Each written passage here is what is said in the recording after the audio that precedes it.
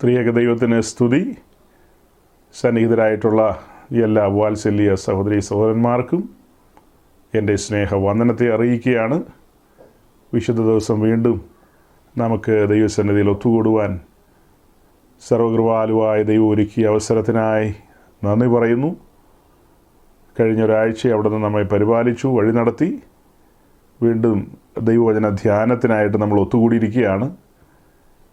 കഴിഞ്ഞ ആഴ്ച നമ്മൾ ഒത്തുകൂടിയപ്പോൾ നമ്മുടെ ബഹുമാനനായ ഓർത്തഡോക്സ് പുരോഹിതനോടുള്ള മറുപടി ചില കാര്യങ്ങൾ പറയണമെന്ന് താല്പര്യമുണ്ടായിരുന്നു. എന്നാൽ അതിന് മുൻപുള്ള ആഴ്ചകളിൽ നമ്മൾ പറഞ്ഞു വെച്ച ചില കാര്യങ്ങളുടെ ഒരു തുടർച്ച അത് പൂർത്തീകരിക്കാൻ പറ്റിയില്ലായിരുന്നു. ആയതുകൊണ്ട് ആ കാര്യങ്ങളിലേക്ക് കടന്നു വന്നപ്പോൾ സമയം അങ്ങ് കൈവിട്ടു പോയി. തുടക്കത്തിൽ തന്നെ ഞാൻ പറഞ്ഞിരുന്നു, നമ്മോട് ചോദിച്ചിട്ടുള്ള ഒരു 10-12 ചോദ്യങ്ങളുണ്ട്. ആ ചോദ്യങ്ങൾക്ക് മറുപടി പറയാനുള്ള സമയം ഒന്ന് കിട്ടുമോ എന്നറിയില്ല. അത് സാധിച്ചില്ലെങ്കിൽ ഈ ആഴ്ചയിൽ എപ്പോഴെങ്കിലും, അതായത് ദിവസങ്ങളിലുള്ള ഏതെങ്കിലും മീറ്റിങ്ങിൽ ആ കാര്യങ്ങൾക്ക് മറുപടി പറയാം എന്ന ഒരു ചിന്തയുണ്ടായിരുന്നു. എന്നാൽ അതിനൊന്നും സാധിച്ചില്ല. ഞാനും വളരെ തിരക്കിലായിരുന്നു. പല കാരണങ്ങളാൽ ഇന്നും നമ്മൾ വീണ്ടും ഒത്തുകൂടിയിരിക്കുകയാണ്. ഇന്നും ആ ചോദ്യങ്ങളുടെ മറുപടിയിലേക്ക് കടക്കുന്നതിന് മുമ്പ് കഴിഞ്ഞ ആഴ്ച നമ്മൾ പറഞ്ഞ് പൂർത്തീകരിക്കാൻ പറ്റാതെ പെൻഡിങ് വെച്ച കുറച്ച് വാക്യങ്ങളും കൂടെയുണ്ട്. അതും കൂടെ നോക്കിയിട്ട് നമുക്കതിലേക്ക് കടക്കാം. അതിലേക്ക് കടക്കാൻ കഴിയുമെന്ന് എനിക്ക് ഇന്നും തോന്നുന്നില്ല. പക്ഷേ ഈ ആഴ്ചയിൽ നമ്മൾ നിശ്ചയമായും അതിന് ഒരു മറുപടി പറഞ്ഞിരിക്കും. കാരണം വളരെ സ്നേഹബുദ്ധിയ അദ്ദേഹം ചോദിച്ച കാര്യങ്ങൾക്ക് സ്നേഹബുദ്ധിയ പ്രതികരിക്കേണ്ടത് നമ്മുടെയും ബാധ്യതയാണ്. അങ്ങനെയാണല്ലോ വേണ്ടിയത്. കാരണം ദൈവവചനത്തിൻ്റെ സത്യങ്ങൾ അങ്ങോട്ടും ഇങ്ങോട്ടും ഒക്കെ പങ്കുവെക്കുമ്പോൾ ചില മനുഷ്യർക്ക് അത് അരോചകമായി തോന്നും. എന്നാൽ ഈ പറയുന്ന കൂട്ടങ്ങളിലെല്ലാം ദൈവത്തെ സ്നേഹിക്കുന്നവരുണ്ട്, ദൈവവചനത്തെ ബഹുമാനിക്കുന്നവരുണ്ട്. അപ്പോൾ അത്തരക്കാർക്ക് അത് കേൾക്കുമ്പോൾ സന്തോഷവും ആനന്ദമായിരിക്കും. അല്ലാത്തവർക്കത് എന്തൊക്കെയോ കടങ്കഥ പോലെ തോന്നും. അത് നമ്മൾ കണക്കാക്കേണ്ട ആവശ്യമില്ല. അപ്പോൾ ഗൗരവമായ വിഷയങ്ങൾ എടുക്കുന്നവർക്ക് വേണ്ടിയിട്ട് നമുക്ക് അത് പറഞ്ഞേ തീരൂ. എന്തായാലും വലിയ താമസമില്ലാതെ നമുക്ക് ആ കാര്യത്തിലേക്ക് കടക്കണം. അപ്പോൾ തന്നെ ഞാൻ ഒരു കാര്യം പറയാം. അച്ഛൻ്റെ 10-12 ക്വസ്റ്റ്യൻസ് എൻ്റെ മുമ്പിലുണ്ട്. ആ 12 ക്വസ്റ്റ്യൻസും നമ്മൾ കവർ ചെയ്ത് വരുമ്പോൾ 3-4 സെക്ഷനൊക്കെ വേണ്ടി വരുമെന്ന് എനിക്ക് തോന്നുന്നത്. അത് ഒരു സെക്ഷനെ ഓടിച്ച് പറഞ്ഞ് തീർക്കാൻ പറ്റുന്ന സാഹചര്യങ്ങളല്ല. അങ്ങനെയല്ല. ഏറ്റവും ഗൗരവമായി അദ്ദേഹം ചോദിച്ചിരിക്കുന്നൊരു ചോദ്യം എന്ന് പറയുന്നത്, ശിശുക്കൾക്ക് മാമോദീസ കൊടുക്കുവാൻ പാടില്ല എന്ന വാക്യം ബൈബിളിലുണ്ടോ എന്നുള്ളതാണ്. അങ്ങനൊരു ചോദ്യമാണ്. നമുക്കതിനൊരു ബദൽ ചോദ്യമുള്ളത്, ശിശുക്കൾക്ക് മാമോദീസ കൊടുക്കുവാനൊരു വാക്യം ബൈബിളിലുണ്ടോ എന്നുള്ളതാണ്. അപ്പോൾ അതിന് മറ്റു പല ഭാഗങ്ങളെയൊക്കെ കൂട്ടിപ്പിടിച്ചുകൊണ്ടാണ് ഓരോരോ കൂട്ടങ്ങൾ അത് സമർത്ഥിക്കാനായിട്ട് ശ്രമിക്കുന്നത്. അങ്ങനെ അദ്ദേഹം സമർത്ഥിച്ചു വന്ന കാര്യങ്ങളെയാണ് കഴിഞ്ഞ ആഴ്ച നമ്മൾ അഡ്രസ്സ് ചെയ്തത്. അപ്പോൾ അതിൽ അദ്ദേഹം ഗൗരവമായി പറഞ്ഞു വരുന്നത്, അപ്പോസ്തല പ്രവൃത്തികളുടെ പുസ്തകങ്ങളും മറ്റ് ഭാഗങ്ങളൊക്കെ എടുത്ത് ചിലരൊക്കെ കുടുംബമായി സ്നാനപ്പെട്ടിരുന്നു. അപ്പോൾ അങ്ങനെ കുടുംബമായി സ്നാനപ്പെട്ടവരുടെ കൂട്ടത്തിൽ നിശ്ചയമായും കുഞ്ഞുങ്ങളുണ്ടായിരിക്കും, കുഞ്ഞുങ്ങളെ സ്നാനപ്പെടുത്തിയിട്ടുണ്ട് എന്നുള്ളതാണ് അദ്ദേഹം പറഞ്ഞു വരുന്നത്. അതുപോലെ തന്നെ യോഹന്നാൻ്റെ സുവിശേഷത്തിലേക്ക് കടന്നുപോയി അദ്ദേഹം ഒരു വാക്യം എടുത്ത് പറഞ്ഞിരുന്നു, ഒരു രാജഭൃത്യൻ്റെ മകൻ ദീനമായി കിടന്നു, അവൻ്റെ പിതാവിൻ്റെ വിശ്വാസം കണ്ട് കർത്താവ് അവന് സൗഖ്യം കൊടുത്തു എന്നൊക്കെയുള്ള കാര്യം. അപ്പോൾ അത് മാതാപിതാക്കളുടെ വിശ്വാസ നിമിത്തം കുഞ്ഞുങ്ങളെ കർത്താവ് സൗഖ്യമാക്കുന്നതും രക്ഷിക്കുന്നതുമൊക്കെ കണ്ടോ എന്നുള്ളതാണ് ആ പറഞ്ഞു വരുന്നത്. അതും രക്ഷയുമായി എങ്ങനെ കണക്ട് ചെയ്യുമെന്നുള്ളത് ഒരു പിടിയുമില്ല. മാതാപിതാക്കളുടെ വിശ്വാസ നിമിത്തം കുഞ്ഞുങ്ങൾക്ക് വേണ്ടി പ്രാർത്ഥിക്കാറുണ്ട്. അന്നും ഇന്നും ആളുകൾ പ്രാർത്ഥിക്കാറുണ്ട്. അതുകൊണ്ട് അത് രക്ഷയായിട്ട് പരിണമിക്കില്ലല്ലോ. നമുക്കെല്ലാം കുഞ്ഞുങ്ങളുണ്ട്, നമ്മളെല്ലാ കുഞ്ഞുങ്ങൾക്ക് വേണ്ടി പ്രാർത്ഥിക്കാറുണ്ട്. കർത്താവേ, നിൻ്റെ രക്ഷ ഇവൻ അനുഭവിക്കണം, നിന്നെ അറിയണം, രക്ഷകൻ എന്ന നിലയിൽ നിന്നെ കൈക്കൊള്ളാനിടയാകണം, നിൻ്റെ മഹത്വമുള്ള നാമത്തെ ഏറ്റെടുക്കണം, ഇങ്ങനെയൊക്കെയുള്ള കാര്യങ്ങൾ നമ്മൾ പ്രാർത്ഥിക്കാറുണ്ട്. നമ്മൾ ആ കുഞ്ഞുങ്ങളെ നടക്കേണ്ടുന്ന വഴി അഭ്യസിപ്പിക്കാറുണ്ട്. നിരന്തരം അവരുടെ കാതുകളിൽ സുവിശേഷം കേൾപ്പിക്കാനായിട്ട് പരിശ്രമിക്കുന്നു. അവർ സുവിശേഷം കേട്ടുകൊണ്ടിരിക്കുമ്പോൾ അവരുടെ ജനനത്തെക്കുറിച്ചും അവരുടെ ജീവിതത്തെക്കുറിച്ചും ദൈവത്തിൻ്റെ പദ്ധതിയെക്കുറിച്ചും വീണ്ടെടുപ്പിൻ്റെ ഗൗരവത്തെക്കുറിച്ചൊക്കെ അവർ തിരിച്ചറിയുന്നൊരു പീരീഡുണ്ട്, തിരിച്ചറിയുന്നൊരു കാലമുണ്ട്. ആ കാലത്ത് നിശ്ചയമായും അവരുടെ ലൈഫിൽ ഒരു എൻകൗണ്ടർ നടക്കണം. അപ്പോൾ ആ കുഞ്ഞുങ്ങളെ മാമോദീസ മുക്കുവാൻ തടസ്സമായിട്ട് എന്തെങ്കിലും വാക്യങ്ങളുണ്ടോ എന്നുള്ള ചോദ്യത്തിൻ്റെ ഉത്തരം പറയണമെങ്കിൽ അല്പം വിശദീകരിക്കേണ്ടി വരും. കാരണം വിശ്വാസത്താലുള്ള നീതീകരണം എന്ന വിഷയത്തെ ഖണ്ഡിക്കുമ്പോൾ അതിന് വ്യക്തതയോടെ മറുപടി പറയണമല്ലോ. അപ്പോൾ അത് പറയണമെങ്കിൽ യോഹന്നാൻ്റെ സുവിശേഷത്തിലൊക്കെ പോകേണ്ടി വരും, പഴയ നിയമ ഉദ്ധരണികളെ എടുക്കേണ്ടി വരും, ചില കാര്യങ്ങളെയെല്ലാം ഡെമോൺസ്ട്രേറ്റ് ചെയ്യേണ്ടി വരും. അങ്ങനെയൊക്കെ കൊണ്ടുവരുമ്പോഴാണ് നമുക്ക് ആ വിഷയങ്ങളൊക്കെ പറയാൻ കഴിയുന്നത്. അപ്പോൾ ഈ പിന്നീട് അദ്ദേഹം പറഞ്ഞ കുടുംബമായിട്ടുള്ള ആ വിഷയത്തിൽ നമ്മൾ കഴിഞ്ഞ ആഴ്ച ചില മറുപടികൾ പറഞ്ഞു. അതിലെ ചില പ്രസക്ത ഭാഗങ്ങൾ സാമൂഹ്യ മാധ്യമങ്ങളിൽ ഒരുമാതിരി ആളുകൾ കേൾക്കാനും ഇടയായി. അവിടെ നമ്മൾ പറഞ്ഞ കാര്യങ്ങൾ എന്താ? ലുദിയായുടെ കുടുംബത്തിൻ്റെ കാര്യം പറഞ്ഞു, കൊർനെലിയോസിൻ്റെ കുടുംബത്തിൻ്റെ കാര്യം പറഞ്ഞു, പിന്നത്തേതിൽ ജയിലറുടെ കുടുംബത്തിൻ്റെ കാര്യം പറഞ്ഞു. ഇങ്ങനെ ഈ 3 സ്ഥലങ്ങളിലും കുടുംബമായി മാമോദീസ ഏറ്റ കാര്യം നമുക്ക് കാണാൻ കഴിയും. എന്നാൽ നമ്മൾ കണ്ടെത്തിയ ചില കാര്യങ്ങളുണ്ട്. അത് ഇതുവരെ സിറിയൻ ഓർത്തഡോക്സോ അല്ലെങ്കിൽ പേർഷ്യൻ ഓർത്തഡോക്സോ അർമേനിയൻ ഓർത്തഡോക്സോ അല്ല ഇവിടുത്തെ പെന്തിക്കോസുകാരോ ഒന്നും ചിന്തിക്കാത്ത കാര്യമാണ് നമ്മൾ പറഞ്ഞത്. ഈ പറയുന്നവരുടെയൊക്കെ കുടുംബങ്ങളിൽ കുഞ്ഞുങ്ങളുണ്ട് എന്ന് പറഞ്ഞാൽ പൊടിക്കുഞ്ഞുങ്ങളുണ്ട് എന്നുള്ള അർത്ഥത്തിലാണ് നമ്മൾ എടുക്കുന്നത്. അതിനുള്ള വാക്യങ്ങളോ പിൻബലങ്ങളോ നമ്മുടെ മുമ്പിൽ ഇല്ല. നമ്മൾ ഊഹിക്കുകയാണ്. കാരണം കുടുംബം എന്ന് പറഞ്ഞാൽ അവിടെ ഉറപ്പായിട്ട് കുഞ്ഞുങ്ങൾ കാണും. പണ്ട് കാലത്ത് കൂട്ടുകുടുംബങ്ങളാണ്. അതുകൊണ്ട് ആരുടെയെങ്കിലുമൊക്കെ കുഞ്ഞുങ്ങൾ കാണാതിരിക്കില്ല, അതിനെയൊക്കെ മുക്കിക്കാണും എന്നുള്ളതാണ് പറഞ്ഞു വരുന്നത്. അതൊക്കെ എന്താ പറയുക, നമ്മുടെ തോന്നലുകളാണ്. തോന്നലുകളെ നമ്മൾ പ്രസ്താവിച്ചിട്ട് കാര്യമുണ്ടോ? ഇനി കുഞ്ഞുങ്ങളില്ലെന്നും തർപ്പിച്ച് പറയാൻ പറ്റില്ല, കുഞ്ഞുങ്ങളുണ്ടെന്നും തർപ്പിച്ച് പറയാൻ പറ്റില്ല. കുഞ്ഞുങ്ങളുണ്ടായിരുന്നെങ്കിൽ കുഞ്ഞുങ്ങൾക്ക് മാമോദീസ കൊടുത്തെന്ന് ഒരിക്കലും പറയാൻ പറ്റില്ല. അത് നമ്മൾ പ്രൂവ് ചെയ്യും വചനത്തിലൂടെ. വരും ദിവസങ്ങളിൽ അത് നമ്മൾ പ്രൂവ് ചെയ്യും. സഹോദരങ്ങളെ, അങ്ങനെ പറഞ്ഞ് താഴേക്ക് വരുമ്പോൾ കഴിഞ്ഞ ആഴ്ച അങ്ങനെ പല കാര്യങ്ങളും പറഞ്ഞു വന്ന് പിന്നെ ഒടുവിലേക്ക് വരുമ്പോൾ ഞാൻ പറഞ്ഞതുപോലെ യോഹന്നാൻ്റെ സുവിശേഷത്തിലെ ആ രോഗിയായ മകൻ്റെ കാര്യം പറഞ്ഞാണ് നമ്മൾ അവസാനിപ്പിച്ചത്. അത് കഴിഞ്ഞിട്ട് അദ്ദേഹം പറഞ്ഞ ഒരു കാര്യം ഇടയിലൊന്ന് പറയാനായിട്ട് പരിശ്രമിക്കാം. അതായത് 1 കൊരിന്ത്യർ ലേഖനം 7:14 അതൊന്ന് വായിക്കാം. 1 Corinthians chapter 7 verse 14 അതൊന്ന് വായിക്കാം. അവിശ്വാസിയായ ഭർത്താവ് ഭാര്യ മുഖാന്തരം വിശുദ്ധീകരിക്കപ്പെട്ടും അവിശ്വാസിയായ ഭാര്യ സഹോദരൻ മുഖാന്തരം വിശുദ്ധീകരിക്കപ്പെട്ടുമിരിക്കുന്നു. അല്ലെങ്കിൽ നിങ്ങളുടെ മക്കൾ അശുദ്ധർ എന്ന് വരും, ഇപ്പോഴോ അവർ വിശുദ്ധരാകുന്നു. ഈ വാക്യത്തെക്കുറിച്ച് കഴിഞ്ഞ 2 ആഴ്ച മുമ്പ് നമ്മൾ സംസാരിച്ചതാണ്. എങ്കിലും അങ്ങനെ ഒരു കാര്യം കഴിഞ്ഞ ദിവസങ്ങളിൽ കേട്ടതുകൊണ്ട്, ഇത് പല സ്ഥലങ്ങളിൽ നിന്ന് കേൾക്കുന്ന കേട്ടോ. നമ്മുടെ ബഹുമാന്യനായ അച്ഛൻ പറഞ്ഞു എന്നുള്ളത് മാത്രമല്ല, ഇത് ധാരാളം ഇടങ്ങളിൽ നിന്ന് കേൾക്കുന്നതാണ്. എപ്പിസ്കോപ്പൽ സമൂഹങ്ങളിൽ നിന്നൊക്കെ കേൾക്കുന്ന കാര്യമാണ്.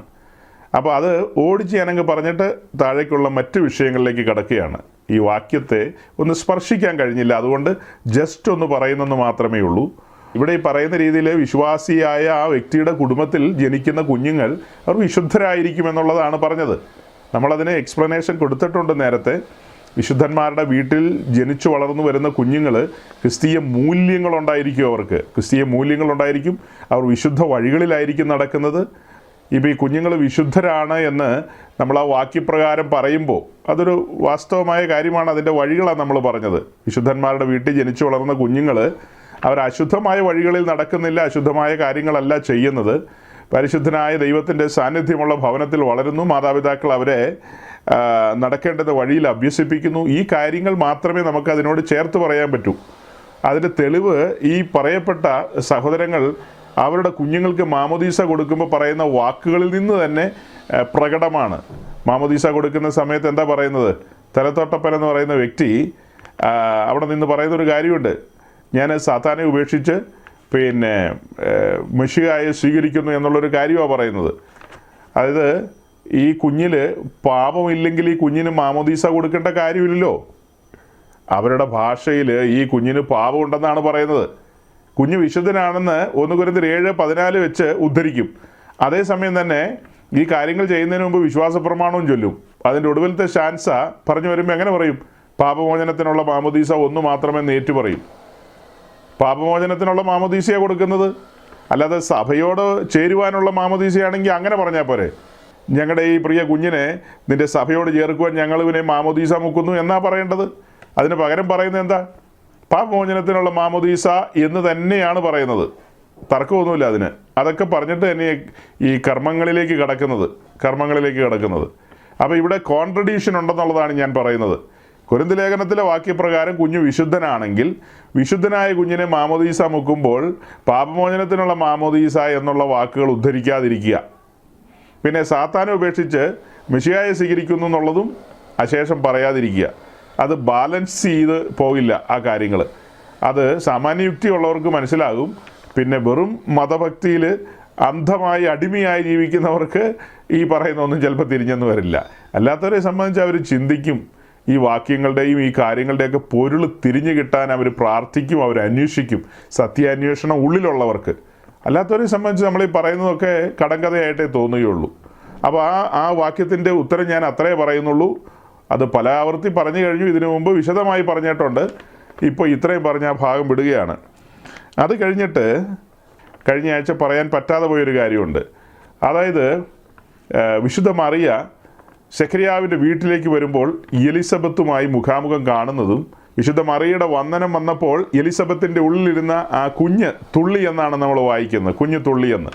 അപ്പോൾ അച്ഛൻ ആ കഴിഞ്ഞ ആഴ്ചയിൽ പറഞ്ഞു വന്ന കാര്യങ്ങളിൽ എനിക്ക് കൂടുതൽ മനസ്സിലായൊരു കാര്യം, കുഞ്ഞുങ്ങളെ ഈ വക കാര്യങ്ങളിൽ നിന്ന് അകറ്റി നിർത്താതിരിക്കാൻ വേണ്ടിയുള്ള കാര്യങ്ങളാണ് പറയുന്നത്. കുടുംബമായിട്ടുള്ള മാമോദീസ, പിന്നെ ആ രാജഭൃത്യൻ്റെ മകൻ്റെ സൗഖ്യം.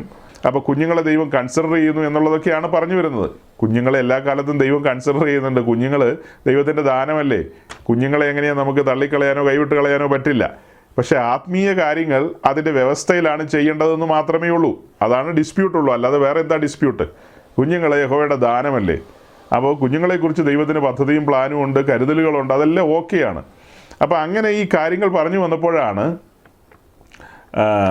എലിസബത്തിൻ്റെ ഉള്ളിൽ കിടക്കുന്ന കുഞ്ഞ് തുള്ളുന്നു, ആ കുഞ്ഞിനെ പോലും പരിഗണിക്കുന്ന ദൈവം. അങ്ങനെ ഒരു ചിന്തയാണ് ഉയർത്തിക്കൊണ്ട് വരുന്നത്. എലിസബത്തിൻ്റെ ഉള്ളിൽ കിടന്ന് യോഹന്നാൻ എന്ന് പറയുന്ന കുഞ്ഞ് തുള്ളിയത് പരിശുദ്ധാത്മാവിൻ്റെ ഒരു നിറവിലെന്നാണ് എഴുതിയിരിക്കുന്നത്. പരിശുദ്ധാത്മാവിനാൽ കുഞ്ഞ് അകത്ത് കിടന്ന് തുള്ളി എന്നുള്ളതാണ്. അപ്പോൾ അതുകൊണ്ട് കുഞ്ഞുങ്ങളെ കൺസിഡർ ചെയ്യണം, കുഞ്ഞുങ്ങളെ കൺസിഡർ ചെയ്യും എന്നൊക്കെയാണ് പറഞ്ഞു വരുന്നത്. അതിനകത്തുള്ളൊരു ഒബ്ജക്ഷൻ എന്താണെന്ന് ചോദിച്ചാൽ, അത് ഒരിക്കൽ മാത്രം സംഭവിച്ചൊരു കാര്യമാണ്.